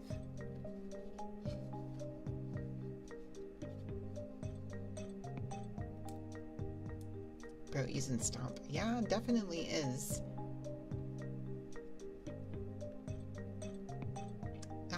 What is this making me think of? Oh, I know exactly what that's making me think of. This looks like a freaking, like, okay. Anybody in chat, if you have ever played a game called Off, like, anybody who has played that game, tell me this does not look like... Thank you so much, River A. River. Thank you so much for the follow. But yeah, look at this and tell me this is not an Off monster sprite. This is a sprite from Off. Thank you so much for the follow. I appreciate it. Welcome in. I hope you're doing well tonight. That's what that makes me think of. I don't know. We have a Numo. This is a So wait, are these the same artist? Tomokazu Kamiya? It is. Why do they look so, like, why does the style look so different? Wait a second, that's so weird. Like, look at these. These do not look like the same style. Like, yeah, they're both kind of stylized, but like something about just the way the mouth is drawn on this one, I feel like is, I don't know.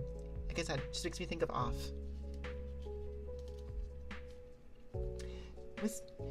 Did I hear from somebody? Am I thinking of the wrong thing?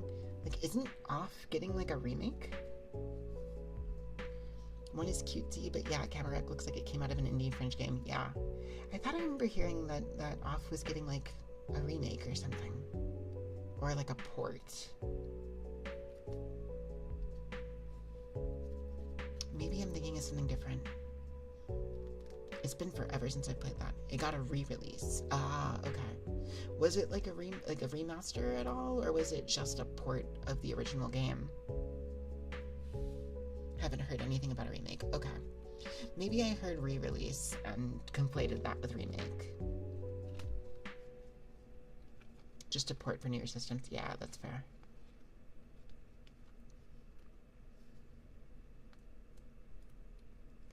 I'm gonna have pepper steak stuck in my head now for the next week.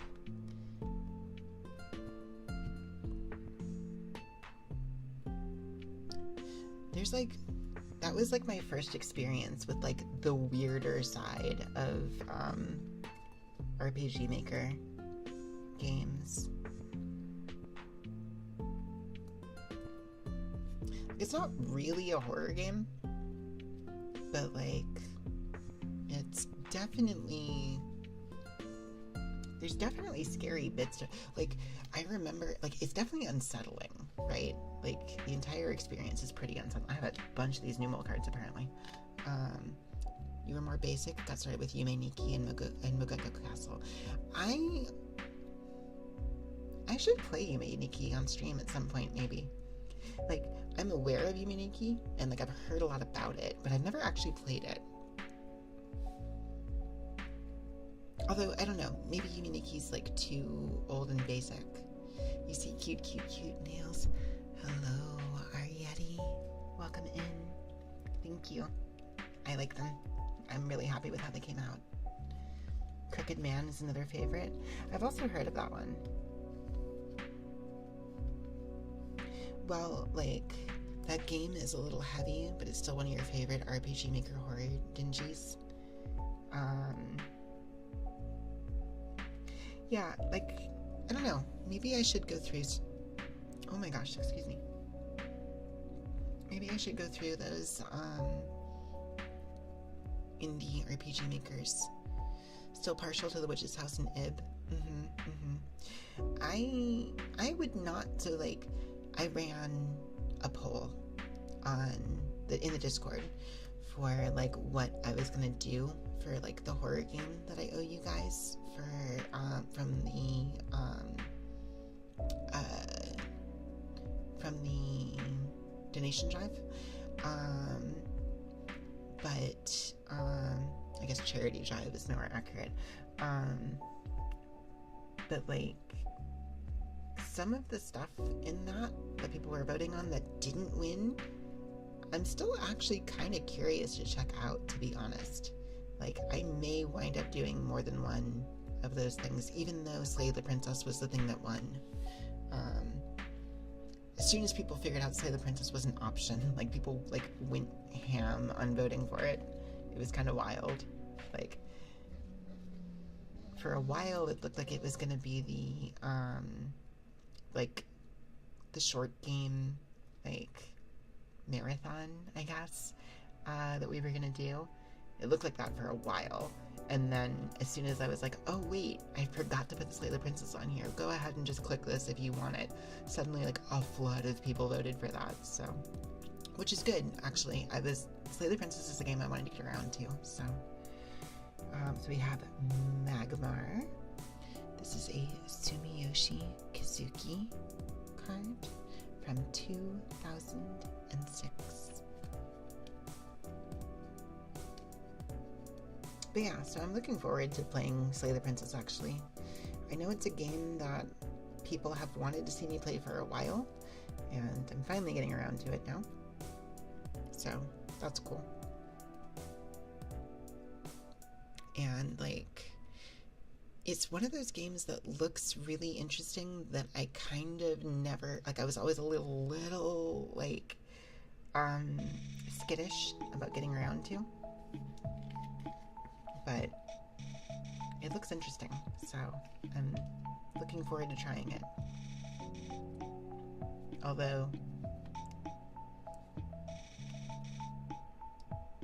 I'm not gonna want to I don't know. I get the premise is that you're supposed to go and she's an Eldritch monster. You have to kill her, and I'm gonna be what if I smooched her instead? Is that an option? That may literally be an option in the game. I don't know. Ah, here we go. This is it. We have a Magby with, this is by Yuka Mori, and these were the ones that I think Ketchup was looking for. Because this one is just literally, it's a little toy figure, like a little like model in like photographed on a place.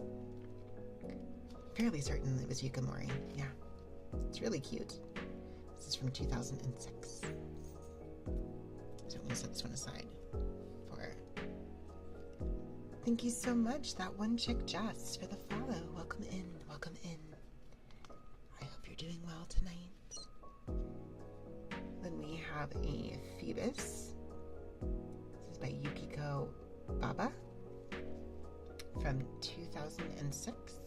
It's another one of those ones that is like, looks very much like a colored pencil drawing. It's kind of neat looking. I like it. It's also a fire Phoebus. What is Pokemon? A miserable little pile of secrets. Oh, that might be a man, actually.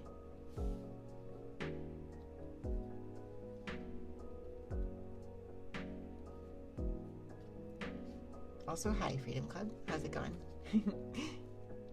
Hello over there on the YouTube end of things. We have Arcanine. This is a Ken Sugimori art on the Windows 2000 background from 2006. Is it 2000 or XP? What is the I think it's XP, right? That's that background.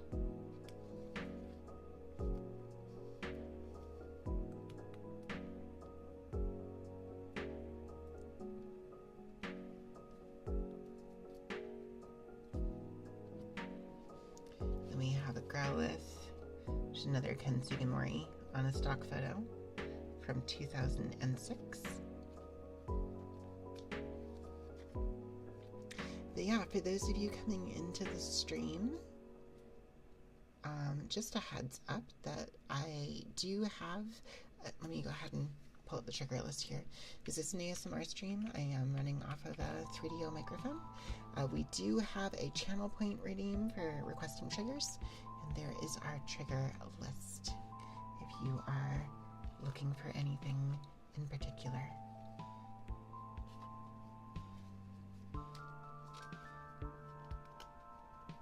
I know I'm mostly focusing on the card sleeving, but I will also do trigger requests for those who want them.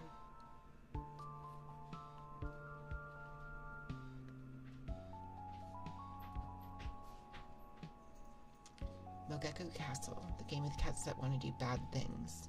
I have never played Mogeko Castle, actually, but I know it's among those like RPG Maker horror games, right? At least I think it's a horror game. Oh, we have an Arbok. Delta species, fire type. This is a Hisao Nakamura. And it's from 2006.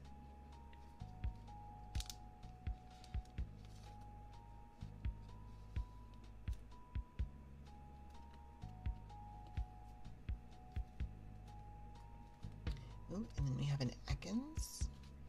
This one looks like it might be another, yep, it is another Yuka Mori.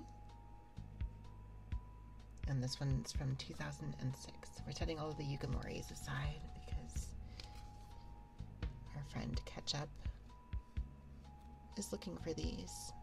So I do want to show him if he stops by.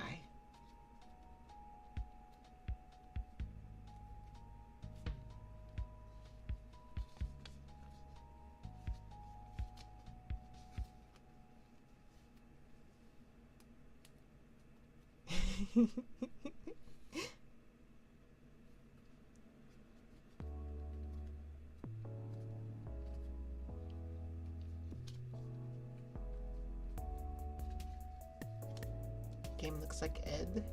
There's like a number of those games with fairly cutesy art styles that are definitely horror games. We have a holographic Jirachi from 2004. This is a Ryo Ueda. I think it might be that's another 3D render.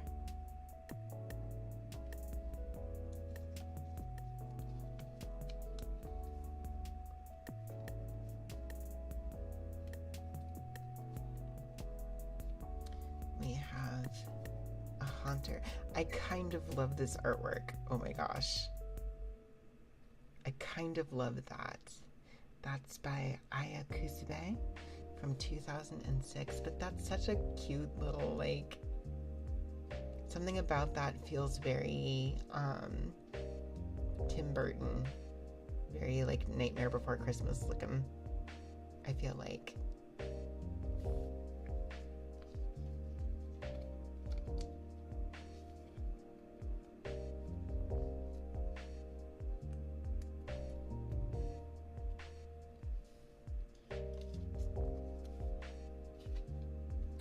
Then we have a giraffe egg. Whoop. Yep. Let's try that again. We have a giraffe egg. This is another Aya Kusube from 2006.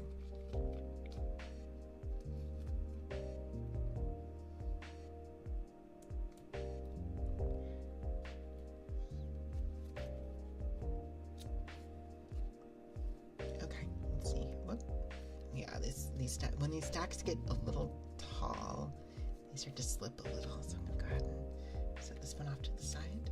Go ahead and start another one. We're almost to the end of this stack, but I still have a lot more. So then we have an Espeon. This one is by Mitsuhira Arita from 2004. So we were talking earlier about like the various like power-up gimmicks from the Pokemon games. I'm curious like if you guys have favorites. I'm sure the answer for most people is Megas. I have a feeling that's like the common pick. I've heard mixed things about Terastalize. I feel like people either really like Terastalized or they really don't.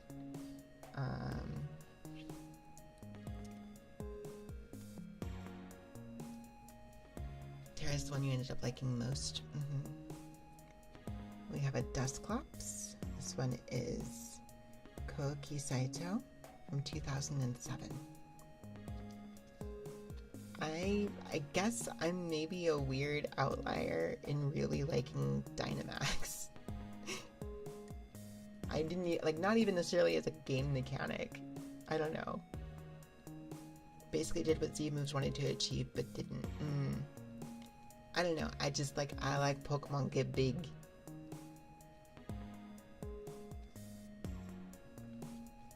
Just really broken in singles. That's fair. Outside of that, it's very fun. It's just really, like, yeah, I mean, as far as, like, a competitive mechanic, like, obviously, like, I'm less familiar with. But, like, I don't know. This is Ken Sugimori art, 2007, this Dusclops.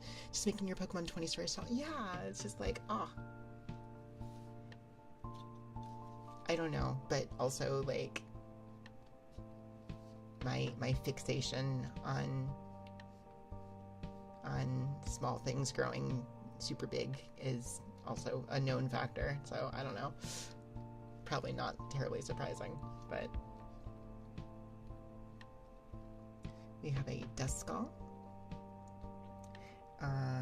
This is a Atsuko Nishida card from 2007.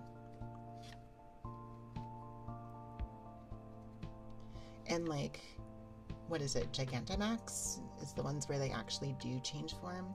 Like, those are kind of neat too, but honestly, I don't know. I just like the concept of just like, oh, now they get unique moves. Yeah. And new visuals. Ooh, we have a reverse hollow. Same Duskull card, just this one is reverse hollow.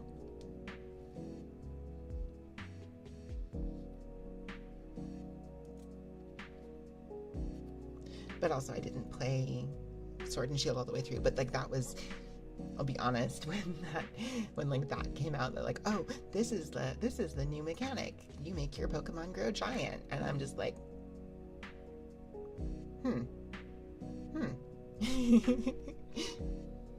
Okay, cool.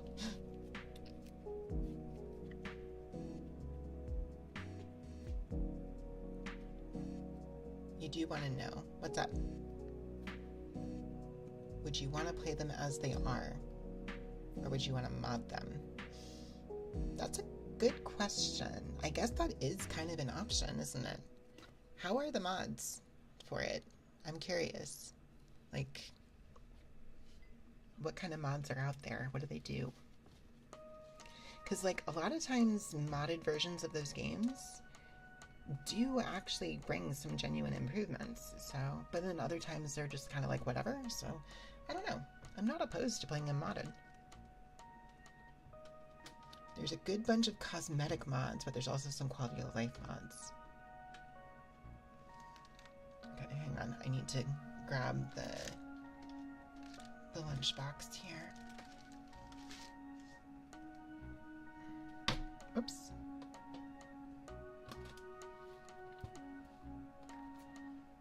Okay. Let me start putting these guys in the box.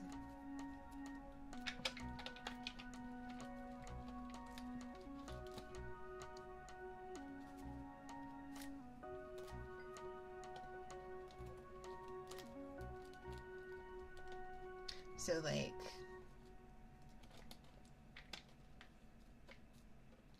I don't know. What would your recommendation be? There's one you played called Crowd Sword. It's a quality of life mod that also ramps the difficulty up a bit. I'm not sure about like hard type mods necessarily.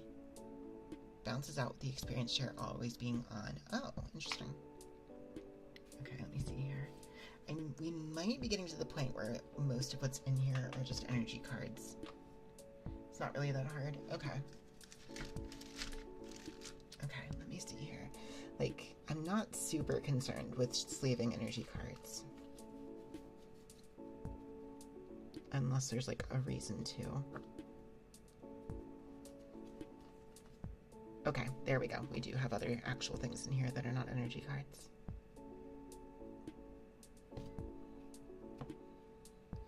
Just makes it more of a challenge. The good thing about Switch Games mods is that you can patch them, then just send them over. Really? I might need to ask you about the details of that at some point.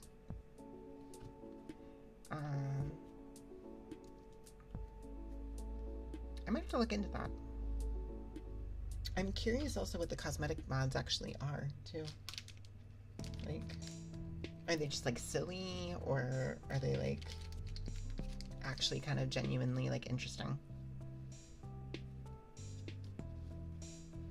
Like, because modding can kind of, especially, like, you know, knowing, like, the way, like, fighting game modding can sometimes go. Like, give me 1 second.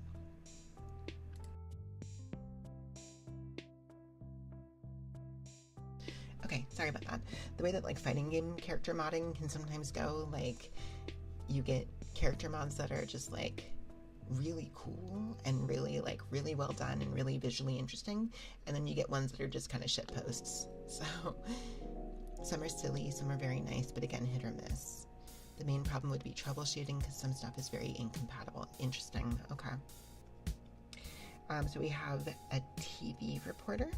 This is Ken Sugimori art. From 2004. With the trainer cards, I feel like some of the Ken Sugimori art is, like, not as egregious because it's like, that's a really cool picture right there. I really like that.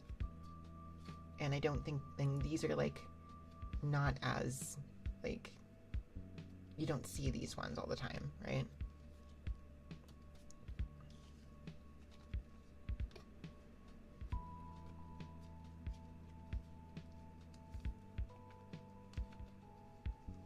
But so would it be whenever we get around that you'll have it already in trouble? I appreciate that very much, Fad. Is it the kind of thing that like you do on the hardware, or do you come up with an alternative way to play it elsewhere?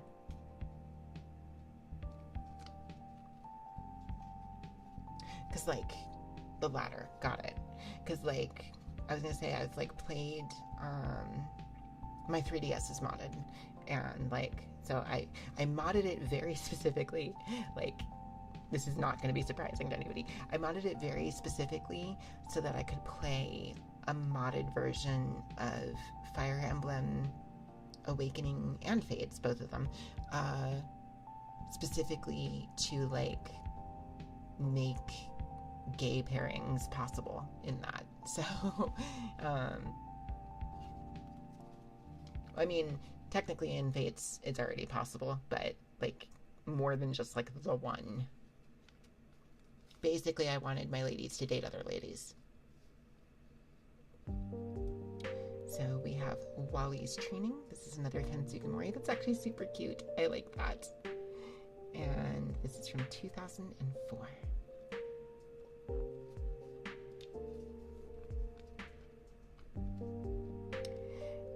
We have Steven's Advice, which is Ken Sugimori art on Ryokishi visual novel background from 2004.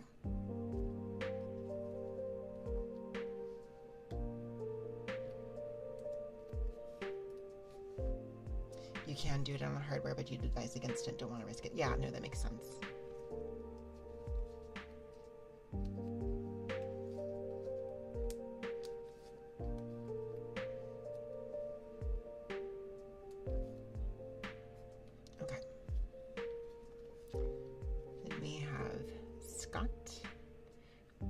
Also Ken Sugimori art on generic background from 2007. You also don't have a Switch yourself, so you couldn't really help me out if I was to have issues. That's fair. Ooh, is this a...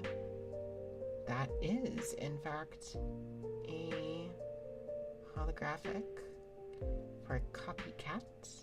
That's super cute. Oh my gosh, I love this artwork, though. This is Ken Sugimori.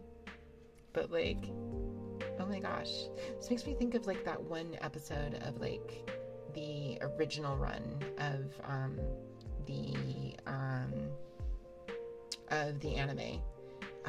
What was her name? There was a character, like she had a ditto, and like she just dressed up as all the characters. One with Ethan and Chris? No, this was like the original, like Ash, Misty, and Brock like episodes. And like they get to like her house or whatever, and she's like dressed as Ash when she comes to the door, and her ditto is transformed into Pikachu. Yeah, I can't, she had like an actual name, and the name was kind of a pun, but I don't remember what it was. But that's what this makes me think of, so. She was based on the Mimic Girl from the games. Yeah, okay, that makes sense. Also, I just love this freaking, like, Pikachu onesie in the background that she's in. It's really cute.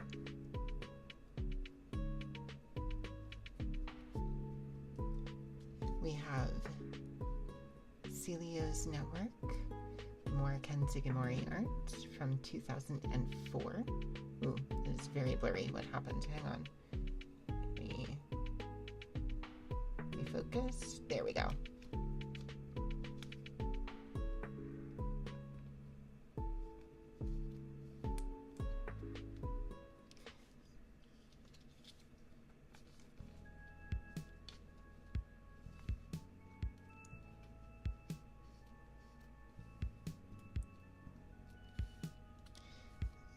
little bit unrelated, but there's been a lot of work going around the Reborn server, and let's just say down the line you'll get even more fan games to look forward to. Oh, I see. Should I interpret that as meaning that more Moemon stuff is being worked on, or is it more that hello Gel, how's it going? Like heavy breathing all stream? I mean, I can, I guess, but the Reborn sibling games. Ah, nice. Moemon Rejuvenation is on the works. Nice. So, like, would you recommend I just skip Reborn and wait for Rejuvenation? Or, like, or what?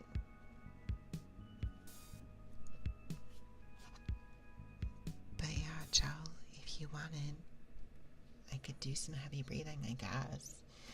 I don't actually, that's not typically a trigger I do, to be honest. Honestly, you'll enjoy Rejuve a lot more as a game overall. That's fair, that's fair. Mostly it's just me softly speaking. If you want the cute girls, Reborn would be the go-to. As in Moemon currently, or as in there are cute girls in the game outside of that? Moemon, yeah, okay. That one is complete. Understood.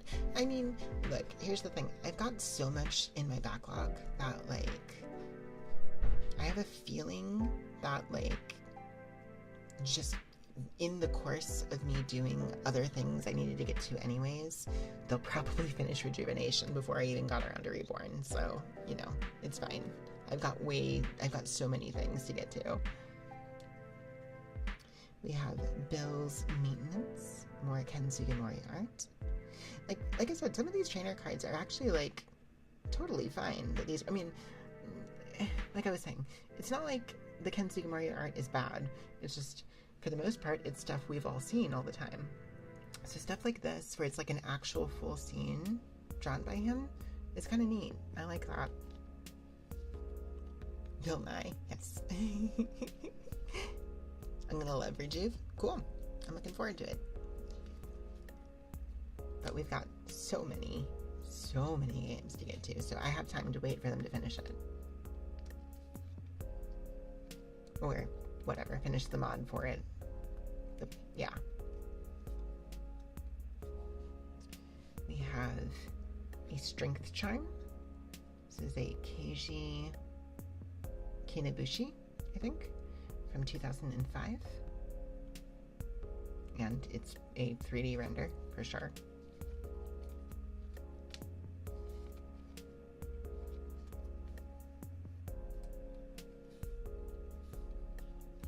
We have several of those.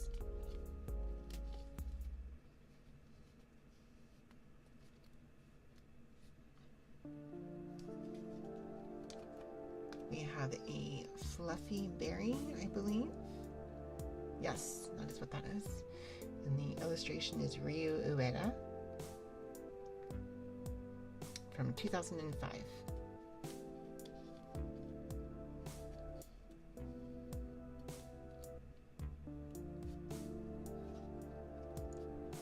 We have Curse Powder, also Ryu Ueda from 2005. A lot of the trainer cards are like, I don't know, it's weird. Like, the trainer cards always feel like such a grab bag of artistic styles. Most of them are like kind of just whatever. But then there's some of them that are just like really weird looking. And then there's some that have some really cool, like, I think that might have been either a car or a motorcycle going by. Apologies if that was audible. Some of them are just like really weird and abstract. They're like interesting, but they're not that interesting. I don't know how to explain it. We have a buffer piece, which looks like a necklace, I guess, on a rock. This one is it Kahuda? Katsuda. Man, some of this is really hard to read. I think it's Katsura Tabata, or Tabata. Katsura Tabata. What a wonderful phrase.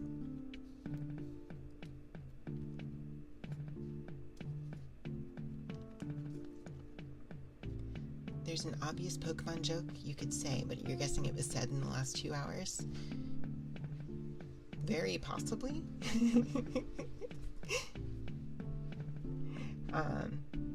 Oh, you mean that one? Yes, it was. We have Warp Point. So this was what I was talking about with like the really abstract artwork ones.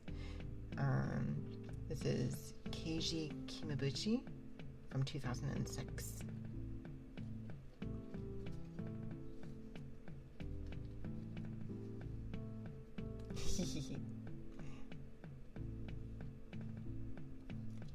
And then we have Switch, which is, yeah, like a lot of the trainer cards, I guess maybe just from this era. I don't know if maybe like it stopped being like this, but for a while they were all like this, where it was just like on a weird like CGI background, weird abstract CGI background with 3D models. This is Hidemuchi Sugiyama from 2005.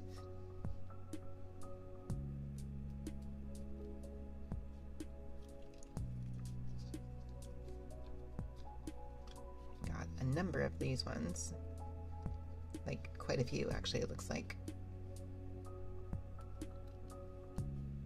So I'm actually getting to the point here where I'm going to need another pack of sleeves.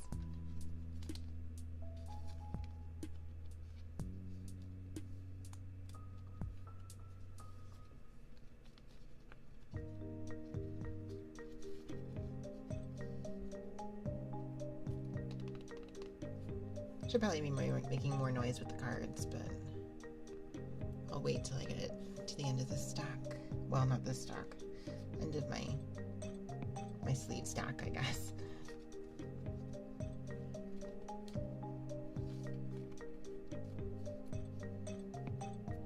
I guess this is more of a visual ASMR stream than an audio one, as outside of like obviously the softly spoken shenanigans.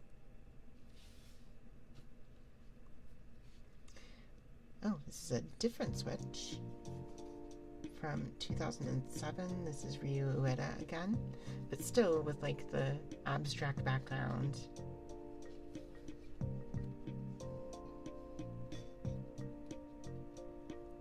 And then we have Super Scoop Up. Keiji Kimabuchi from 2005. I love that the Magnemite like looks kind of like really happy to be doing this.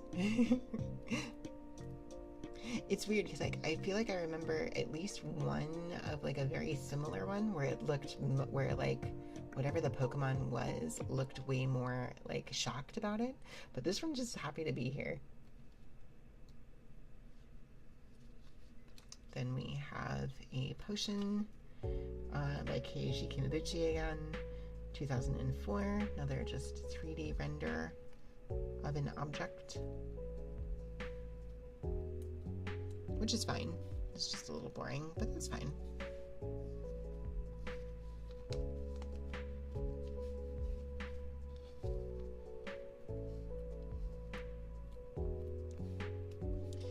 And let's see here.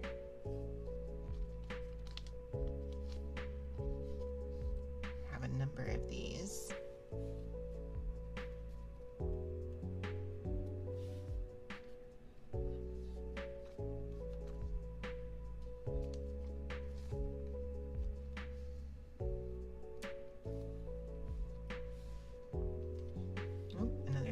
I think we had one of these that we sleeved earlier.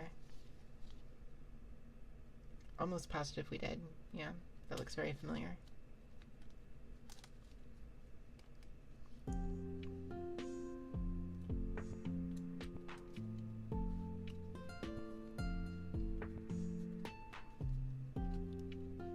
Whoops.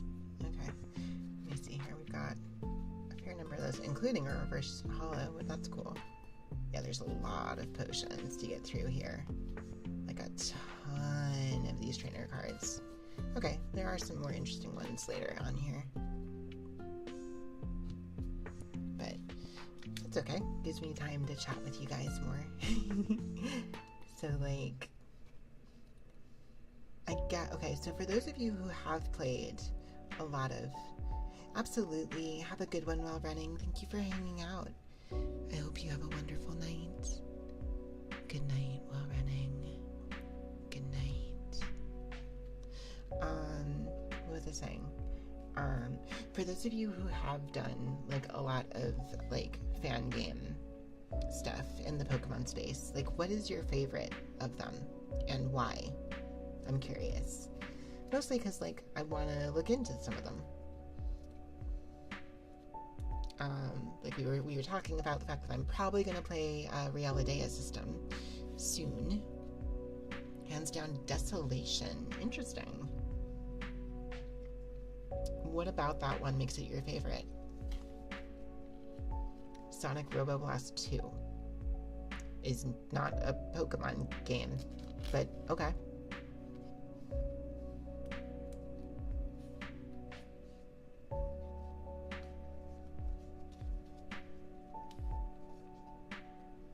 There's our reverse holo.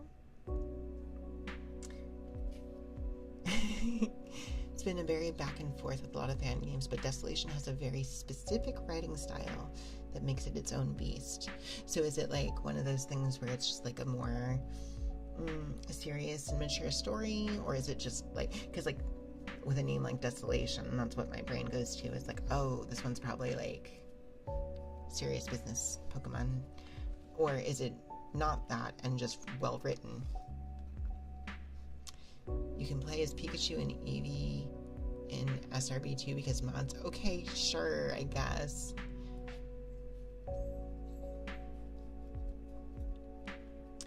There's the bear. Hello, catch up. Welcome in. How was your ASMR stream? It's a somewhat serious history, but retains the themes of hope and being lighthearted when needed to be. That's actually really cool. I'm glad to hear that. I worry sometimes about some of the fan game stuff that it gets like a little too serious and a little too like dark and edgy for the sake of it, right? But I'm glad to hear that it kind of gets a good balance there. Hello, catch up. How was your stream? How was your stream tonight? I hope it went well. How was your ASMR? Stream went well? About to put yourself to sleep tonight?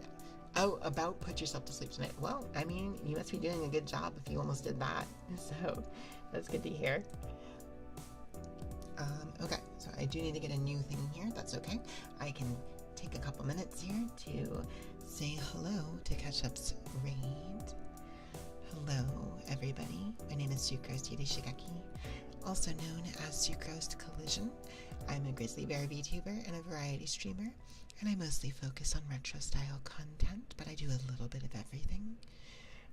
Sunday nights, we do cozier content, sometimes ASMR, sometimes cozy gaming. But yeah, right now I'm sleeving some Pokemon cards. I mentioned earlier that like about a month ago or so, I found a lunchbox filled with some of my old collection while cleaning, and they were not sleeved, so I figured it was a good opportunity to get them in sleeves. So that's what we're doing tonight. Those were some of your first cards. These potions are iconic. Yeah, like I was just talking about like the like very like abstract nature of a lot of the trainer cards.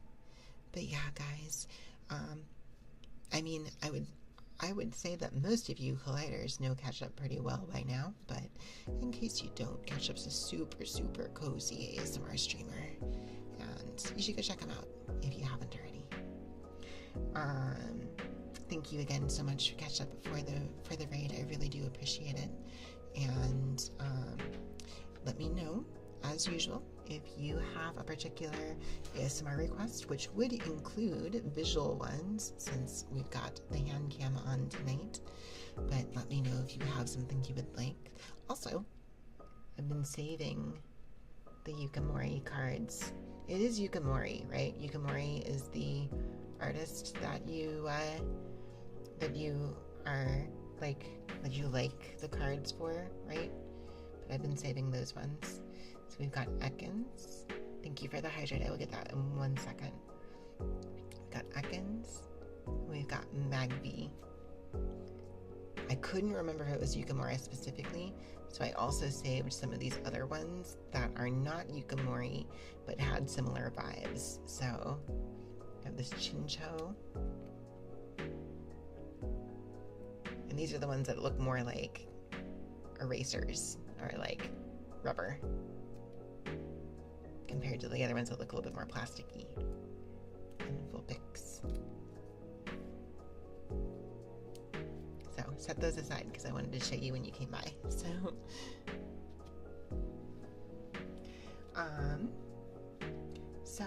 let's see here. Let me get this hydrate.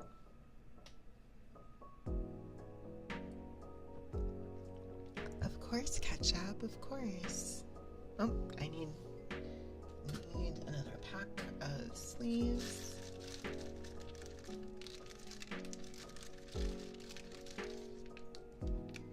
Where's the Spinda card? Oh my god. We have not run across any yet.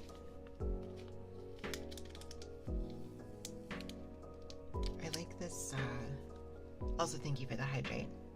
I like this. I don't know, something about the sticky sound of like the tape coming up is very nice to me. Kind of like it a lot.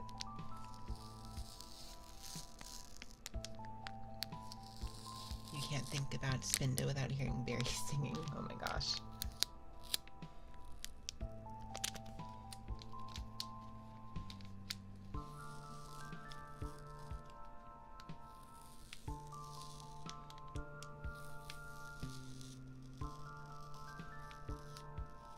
Barry is very silly. It's true.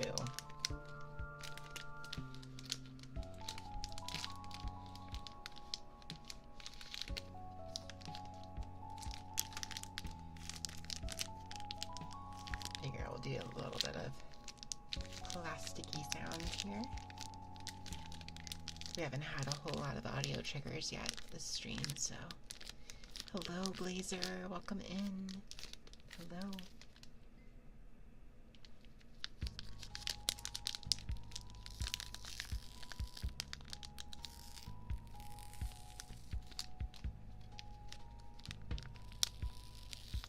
But yes, obviously goes without saying, but I'll say it anyways.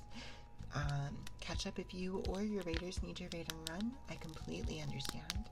Please take care of yourselves post-stream. I know it takes a lot out of you. But if you do want to hang out for some more cozy vibes and watch me go through some Pokemon cards, you are more than welcome to be here, and I'm super happy to have you. Thank you again so much for the raid catch-up. Thank you, thank you, thank you. Thank you, thank you, thank you, thank you, thank you, thank you, thank you. Thank you, thank you, thank you, thank you, thank you. Thank you, thank you, thank you, thank you, thank you.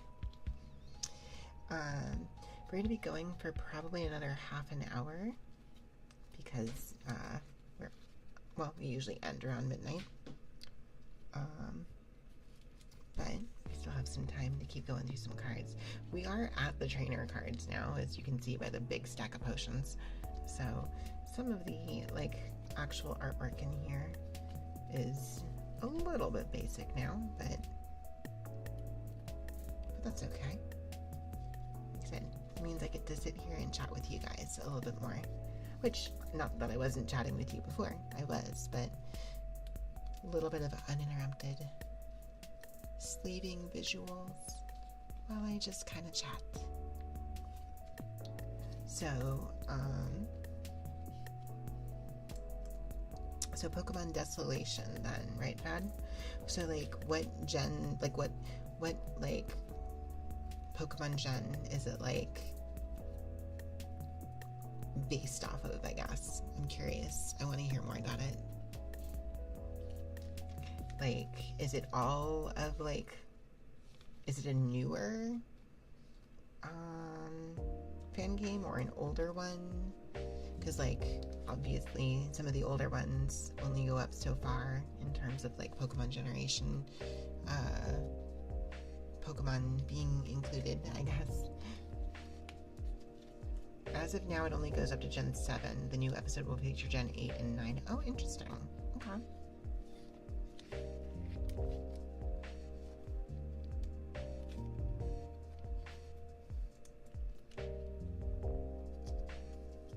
The game was also a roller coaster development rise. Oh, I see.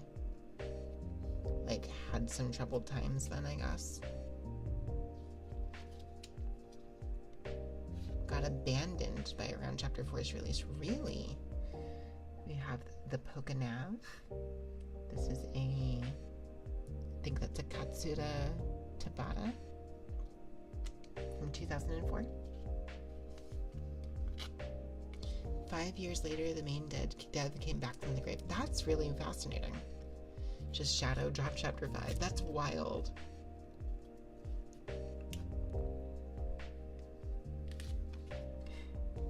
That feels like that would be like if we just like got Deltarune Chapter 1 and 2, right?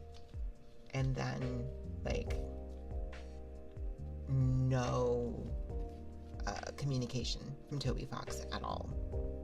Like just nothing. And then just suddenly out of nowhere he showed up and was like, hey, by the way, Chapters 3 and 4, here you go.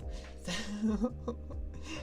which isn't entirely, I mean, we definitely waited a very long time for those chapters, but we were getting, you know, he was communicating with people along the way. So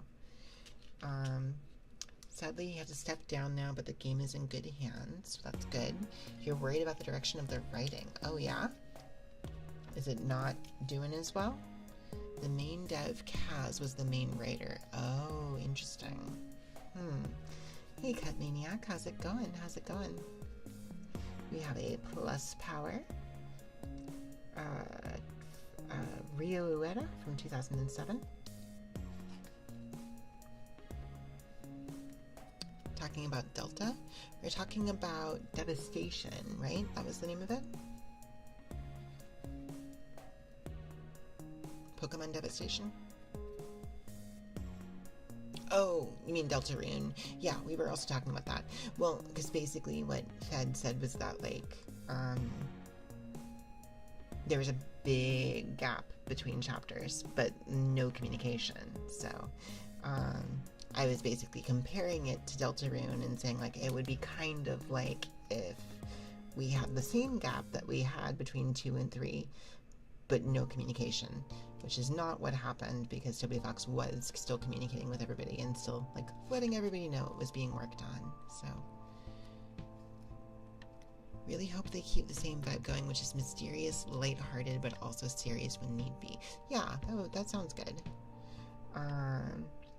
Professor Oak's research. This is a Ken Sugimori art from 2006.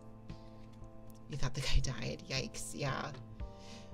Pokemon Unbreakable Ties may only go up to the 6th gem for now, but goddamn, it's an amazing game. Interesting. And the breadth of games out there, of fan projects out there, is really fascinating to me. Unbreakable Ties is another recommend.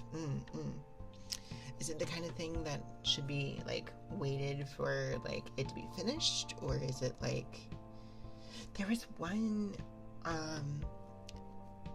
that looked super interesting that there was, like, a trailer put out for not too long ago. But it was, like, oh, it's just starting development. So it was just like, oh, well, I want to play this. But I guess it's not even, like, close to done, so never mind. I don't even remember what it was called.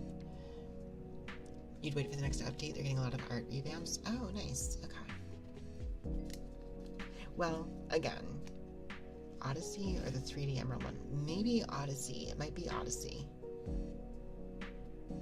We have Professor Elm's training method. This is another Ken Sugimori art, but this is a fun picture. I like it. Oh, you know what? I think when I have these sleeved, that's when the camera gets a little bit iffy about focus. This is from 2006. Odyssey is out and done. Maybe it wasn't Odyssey then. What was it? There was one fairly recently that I remembered seeing, going like, oh man, I should play this on stream. And then I was like, oh wait, it's not done. This is just like an announcement trailer and not a like actual like, oh hey, go play this. I'm trying to remember what it was. It might have been, did I stumble upon, I'm trying to remember if I stumbled upon it myself or if somebody mentioned it in the Discord. Because it could have been either. Because I have been trying to like keep an eye out for like fan games that I want to play. So many of those you can't really help out. That's fair, yeah. That is very, very fair. Do you know if you buy God Eater 2 on Steam and it comes with God Eater 1? I don't know what God Eater is, but that's interesting.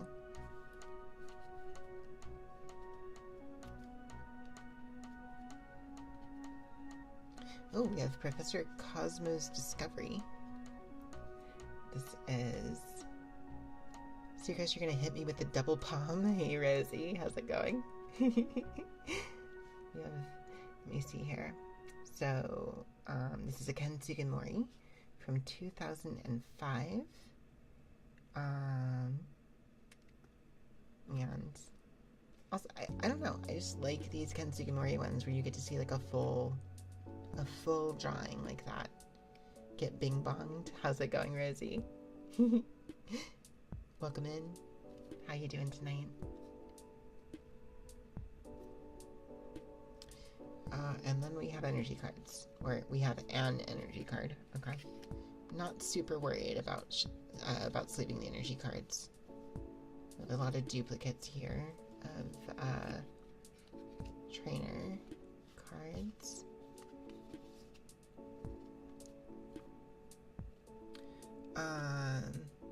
Right after Desolation, you'd put Rejuvenation in there. You love that game, but the history loses you after past the halfway point. Okay. Just like gets a little too into its own lore, or what? God Eater 1, 2, and 3 are Monster Hunter likes. Oh, interesting. Okay. Still enjoyable, but you can't really vibe with it. That's fine. That is legit. Gets way too messy. Yeah, I can understand that. Battle Frontier. This is Midori Harada, I think, from 2007. That's pretty cool looking, actually. It looks kind of like a theme park, honestly. Also, it kind of turns into Undertale. Wait, what? They take more action-focused gameplay compared to Monster Hunter. It has a very interesting system with a bullet crafting that you never got really into, but you can do a lot with it. Oh, interesting. Has an evil and good route. Oh. Huh. Okay. Sure.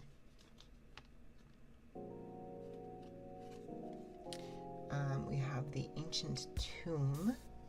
This is a Ken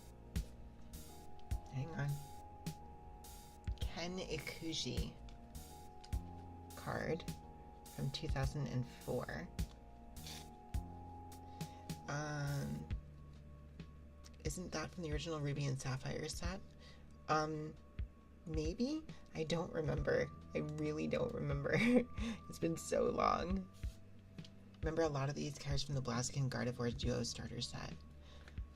Was that where I got that Gardevoir card from?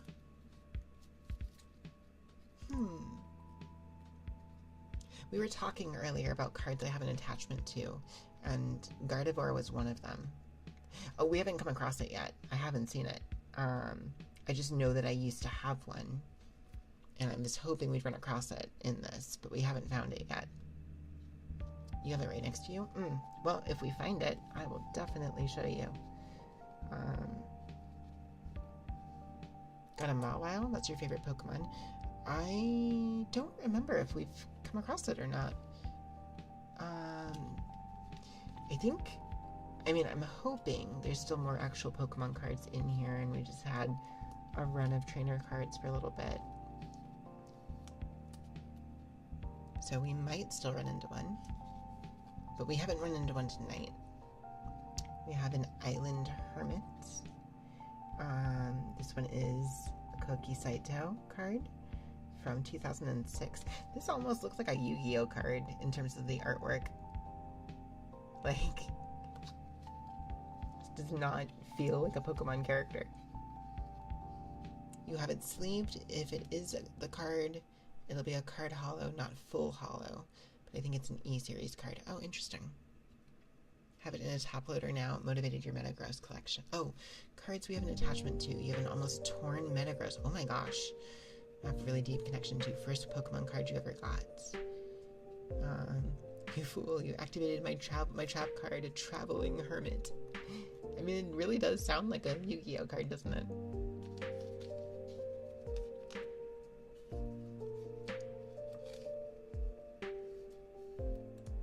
Okay. And then we have another Aran. This one is a Miki Tanaka from 2006.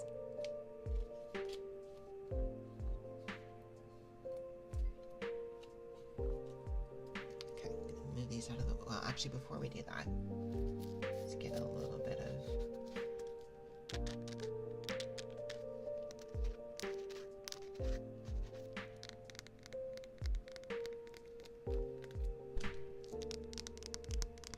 your attachment card is a Delta Species Umbreon from the original Delta Species Gen 3 run. You pulled it in a matching Flareon back to back. That's really cool.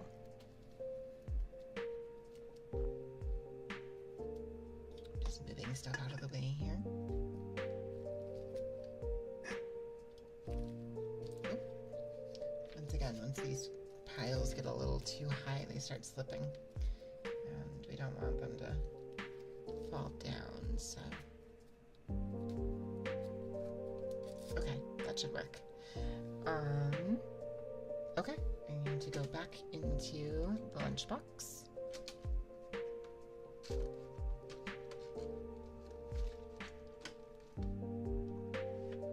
Metagross is from Undaunted. Okay.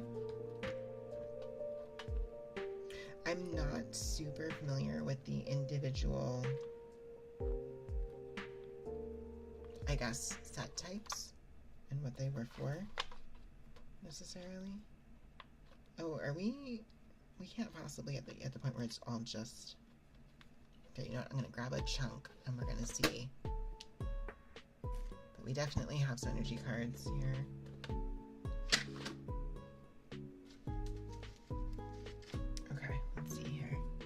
So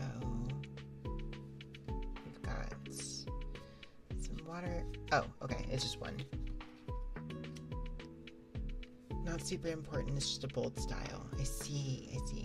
Yeah, well, like, because Rose, what happened with these were, like, I was cleaning up and found a lunchbox. Like, we found a couple lunchboxes, actually, that just had stuff in them, I think, from when we moved. I just, like, put a bunch of stuff into, like, boxes that were like handy, and this one just happened to be full of old Pokemon cards, so I was like, oh, hang on, I can do something with this. So let me go through all. Okay, we're back to some Pokemon cards here. That's good. I'm gonna set these aside for now. Okay, cool. I was worried we were out of Pokemon cards to like, or like actual Pokemon to like look at, but we're not. We have a Totodile. This is a Koiki Saito card from 2007.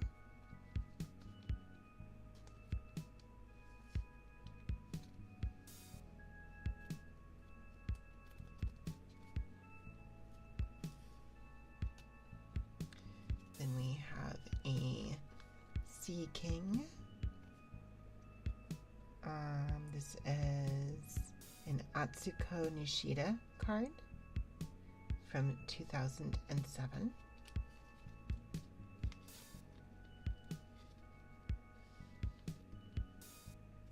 I might actually still have a binder somewhere with a bunch of cards still in them. Since I'm checking out the fishes. What's up? You have a near full Arceus collection. There's the hydrate. Okay. Thank you for the hydrate.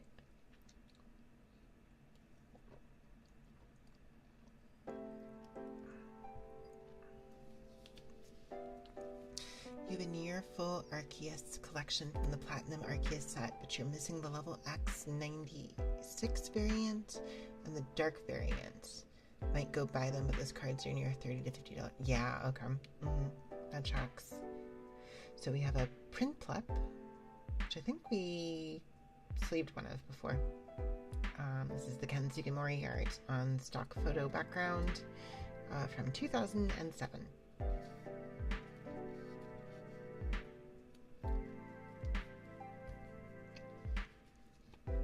And then we have a Piplup, more Ken Sugimori art on generic background from 2007.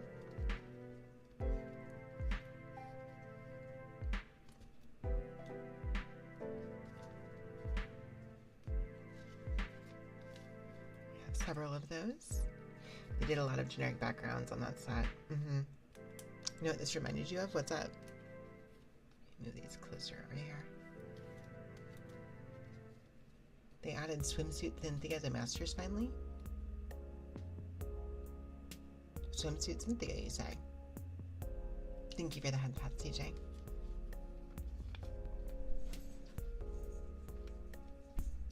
Crazy how I'm downloading Masters right now. So, like, Masters is the battling focused mobile game. Is it like PvE or is it PvP? So much Pokemon, yes. It's more of a casual beach attire, okay? Okay. But it's PvE. Oh, interesting. So we have a Goldeen. This is Atsuko Nishida from 2007.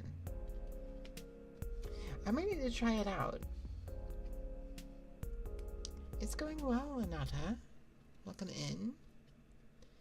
Do you even have space for Masters? How big is it? I know Masters has like a bunch of different like characters from across the series. I do know that much. 5 gigabytes. Banner goes up in like an hour. Oh, it's... Wait. So is it a gacha game? I guess that makes sense as it would be. So are you pulling for Cynthia? Or pulling for Pokemon?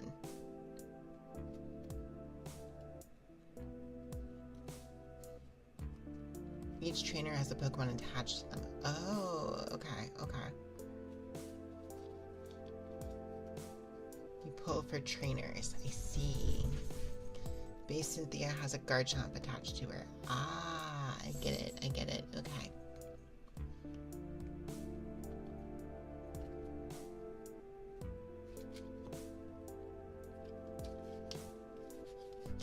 I just had like a thought there. I was like, wait, so are you like, are you like pulling trainers and having trainers battle each other? But no, you're pulling trainers and the trainers give you a Pokemon, so I see. You lost your pity chance for SG Nimona, so you're not missing this one, I see. Ooh, that sounds like a very dangerous thing for me to get into. We definitely had this Weasel before. Just 3v3 with your trainers, yeah. Well, currently too deep into other games to play Masters, but you're still playing the TCG, so you're getting your Pokemon picks. I, like, gacha stuff is dangerous for me. Playing TCG to Pocket.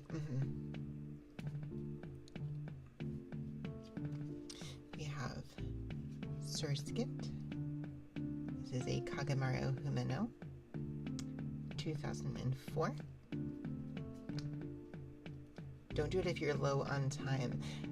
time is not my concern. Well, I guess it kind of is, but time is not my only concern when it comes to gacha. But if you're interested, do check it out. I might.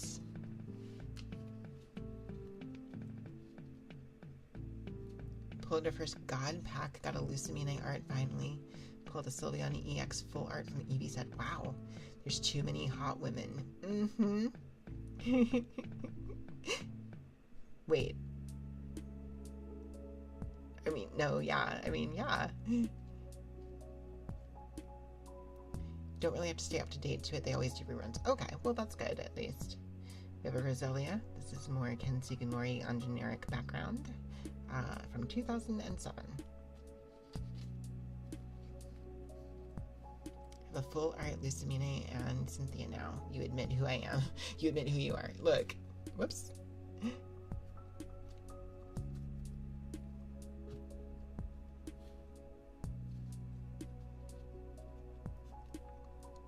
Look, what are gacha games if not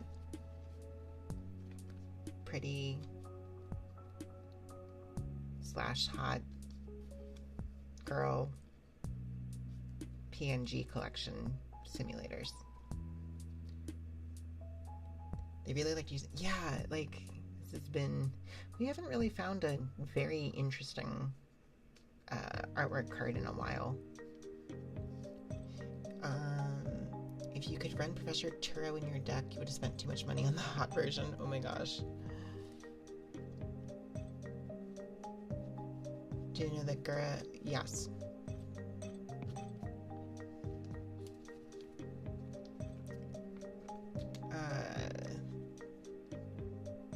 Let me see here. Energy search.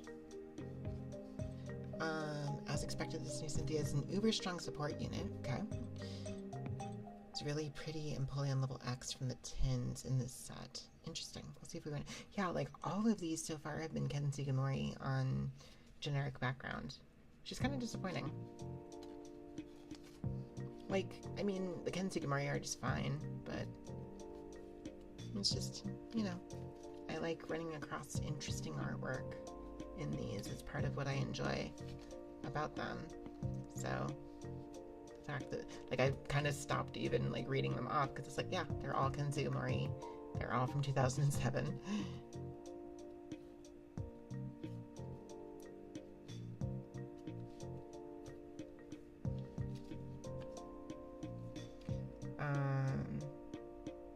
This is a Koki Saito. Skorupi from 2007. It's at least an actual drawing.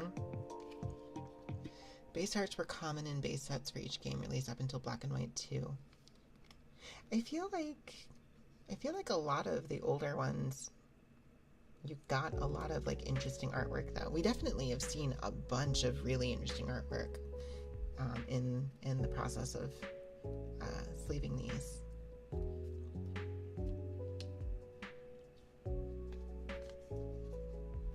This is a Roserade.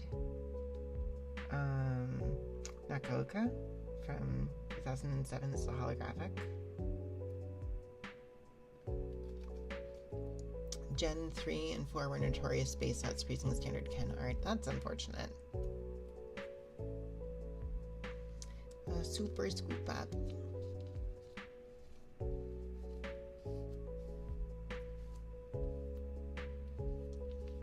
Another Seeking.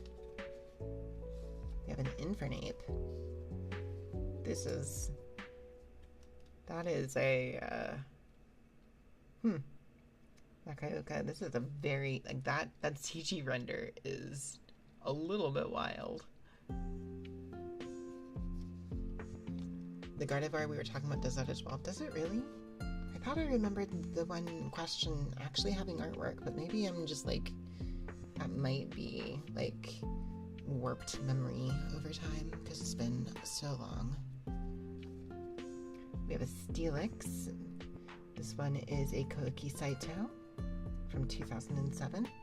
I do like that we're eventually getting like a couple like things in here that actually have some drawings going on. Wait, is that the Battle Revolution CG model? Is it really? Oh, it might be actually. Gotta get in bed, been driving all day, need to get a quick shower, and absolutely have a good night, Blazer.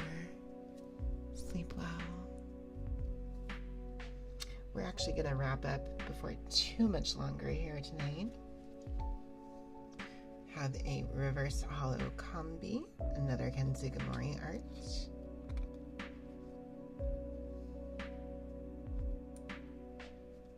It's 100% the VR art. That's wild. We also have another reverse hollow Shinx, Kensugamori art. Yeah. And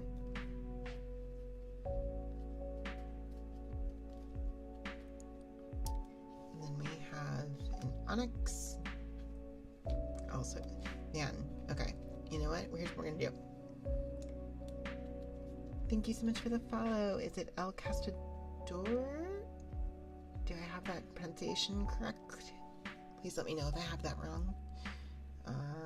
El Castador? Okay, so let me see. Kensugamori.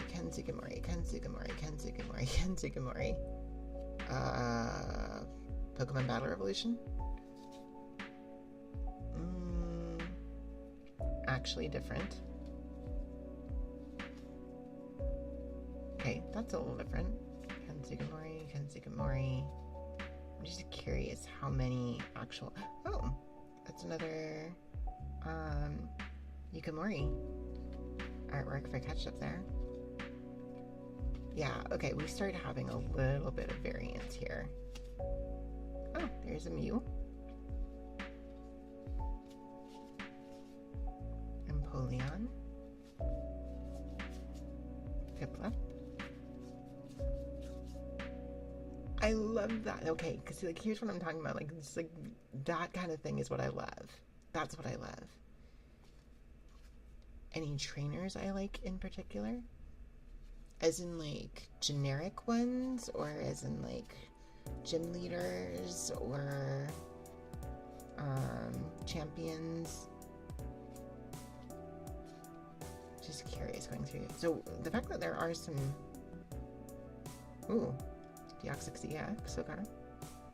Implosion.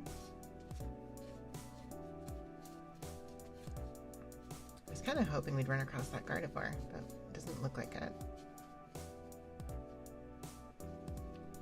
Can be both. I mean, I love Cynthia. I don't know if there's anybody who doesn't love Cynthia, so, but obviously,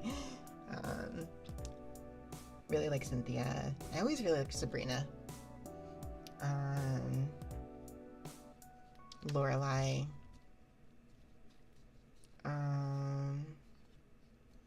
As far as generics, I mean, you guys know how I feel about the office lady. You sense a pattern. Gee, I wonder.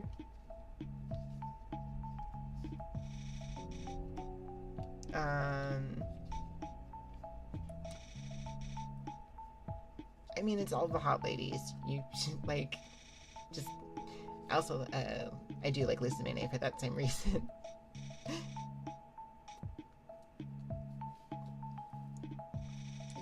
Look, and actually with like the office lady generic,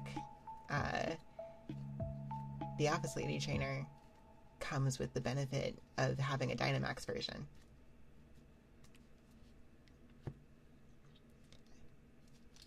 As a kid, you always found it funny there was a gym leader named Erica, literally the same name as one of your older sisters. Oh my gosh.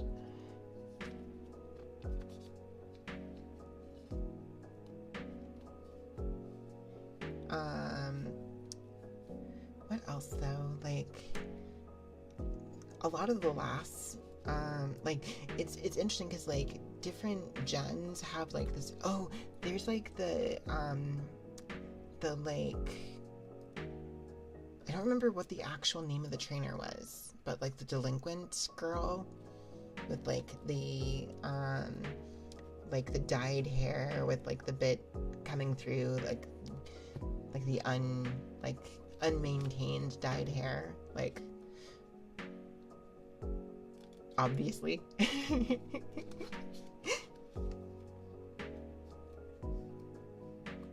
have a Vespa Quinn. I think this is Which game? I think was it black and white? We gotta so Mitsuhiro Arita. I don't think this is a Battle Revolution model. I think this is actually an original thingy going on there. The guitarist, it might be the guitarist. Hang on. Let me see here. Let me look it up.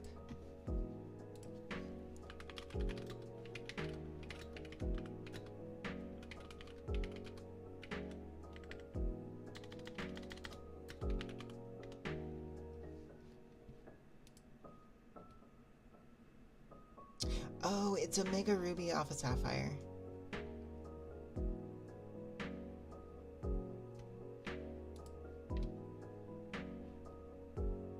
Or there may have been... Was there another version of her?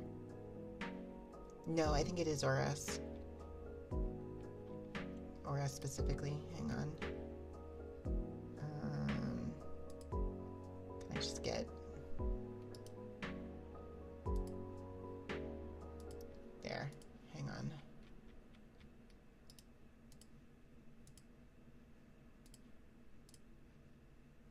Oh, that didn't work. Hang on, remove that. There, that works. That one.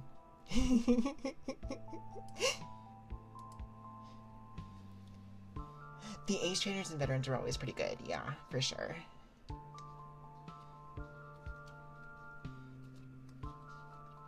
We have a Hunter from Naya Kimura from 2007.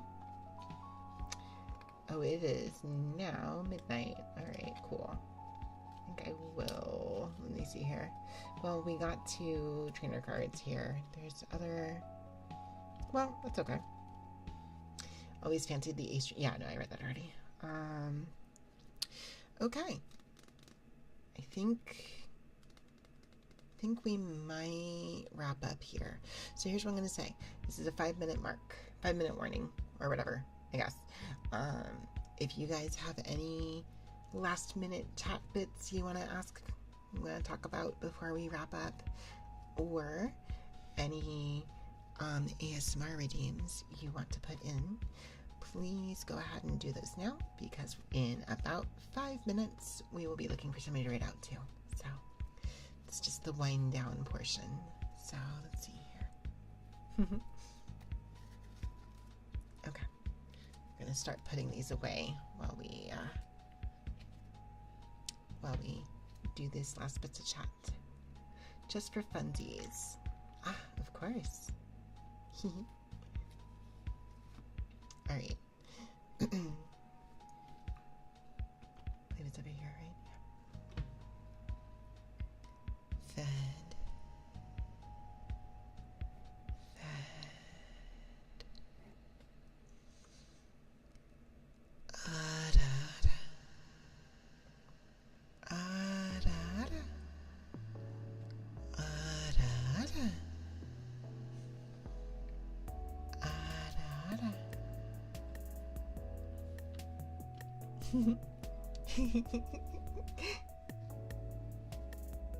There you go. Hope that was good.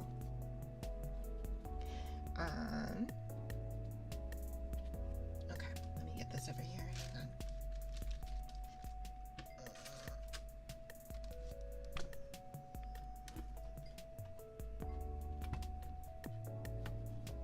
Oh, thank you for the hydrate. I will get that in a moment. Hello, Chris Pickaxe. Thank you for the live support too. I appreciate it. Let me see here. I'm just gonna put these guys away as best as I can. I've got a lot here, actually. Probably gonna wanna... Yeah, I'm not gonna wanna put them in like that. Hang on.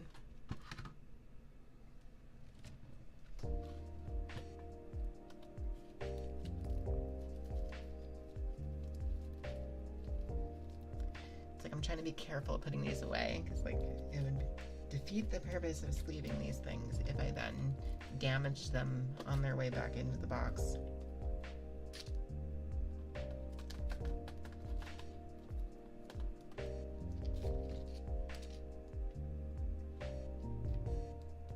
but we will pick this back up again in a couple weeks. Next week on on Sunday, we're doing another cozy gaming stream, and it will be some Animal Crossing because we're going to go back to working on my island, which I have not done since the last Animal Crossing stream, which has been quite a while. But also Suzu wanted to show off the changes on her island, so you guys will get to hear Suzu's lovely voice again as she shows us around her island.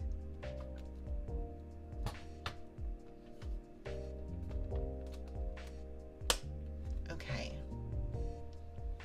putting this off to the side here. Okay, thanks for the talkies. Of course, Fed. It's always a pleasure chatting with you and everybody else in chat as well. Thank you guys for hanging out. Here, I'm gonna go ahead and come back over to the screen here. All right, guys, thank you so much for hanging out tonight. I hope you enjoyed. We're gonna take a look at who is out there for some ASMR, and see who I might be able to send you guys off to.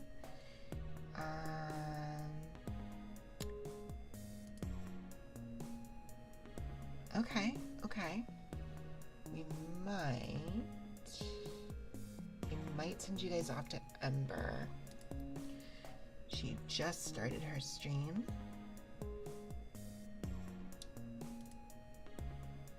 Looking for who else is there. Oh. I mean, So Chrysanthemum is doing a handcam stream tonight. It's not really an ASMR stream, I don't think, though. But I could send you over to her, possibly. Granted, we have rated her more recently, and we have not rated Ember in a while. So, But, like, just interesting that Chris is also doing a handcam stream tonight. That's really cool. Let me see. I'm taking a look at what else is going on here. Have we rated into... Yeah, we have rated into Jay more recently. Okay.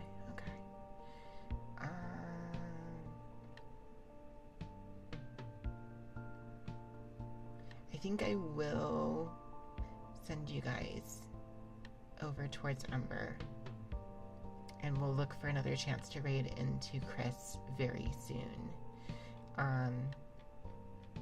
Mostly because I do want to make sure I'm sending you guys off to another ASMR stream first. On Sunday nights, that is. So, but we'll definitely look out for Chris in the near future, for sure.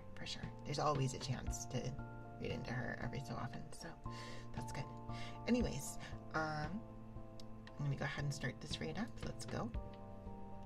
So, those of you coming with me on this raid, we do have a raid message. Those of you who are subscribed and have access to the emotes, it is this. If you're not subscribed, that's totally fine. We've got you covered with this one instead.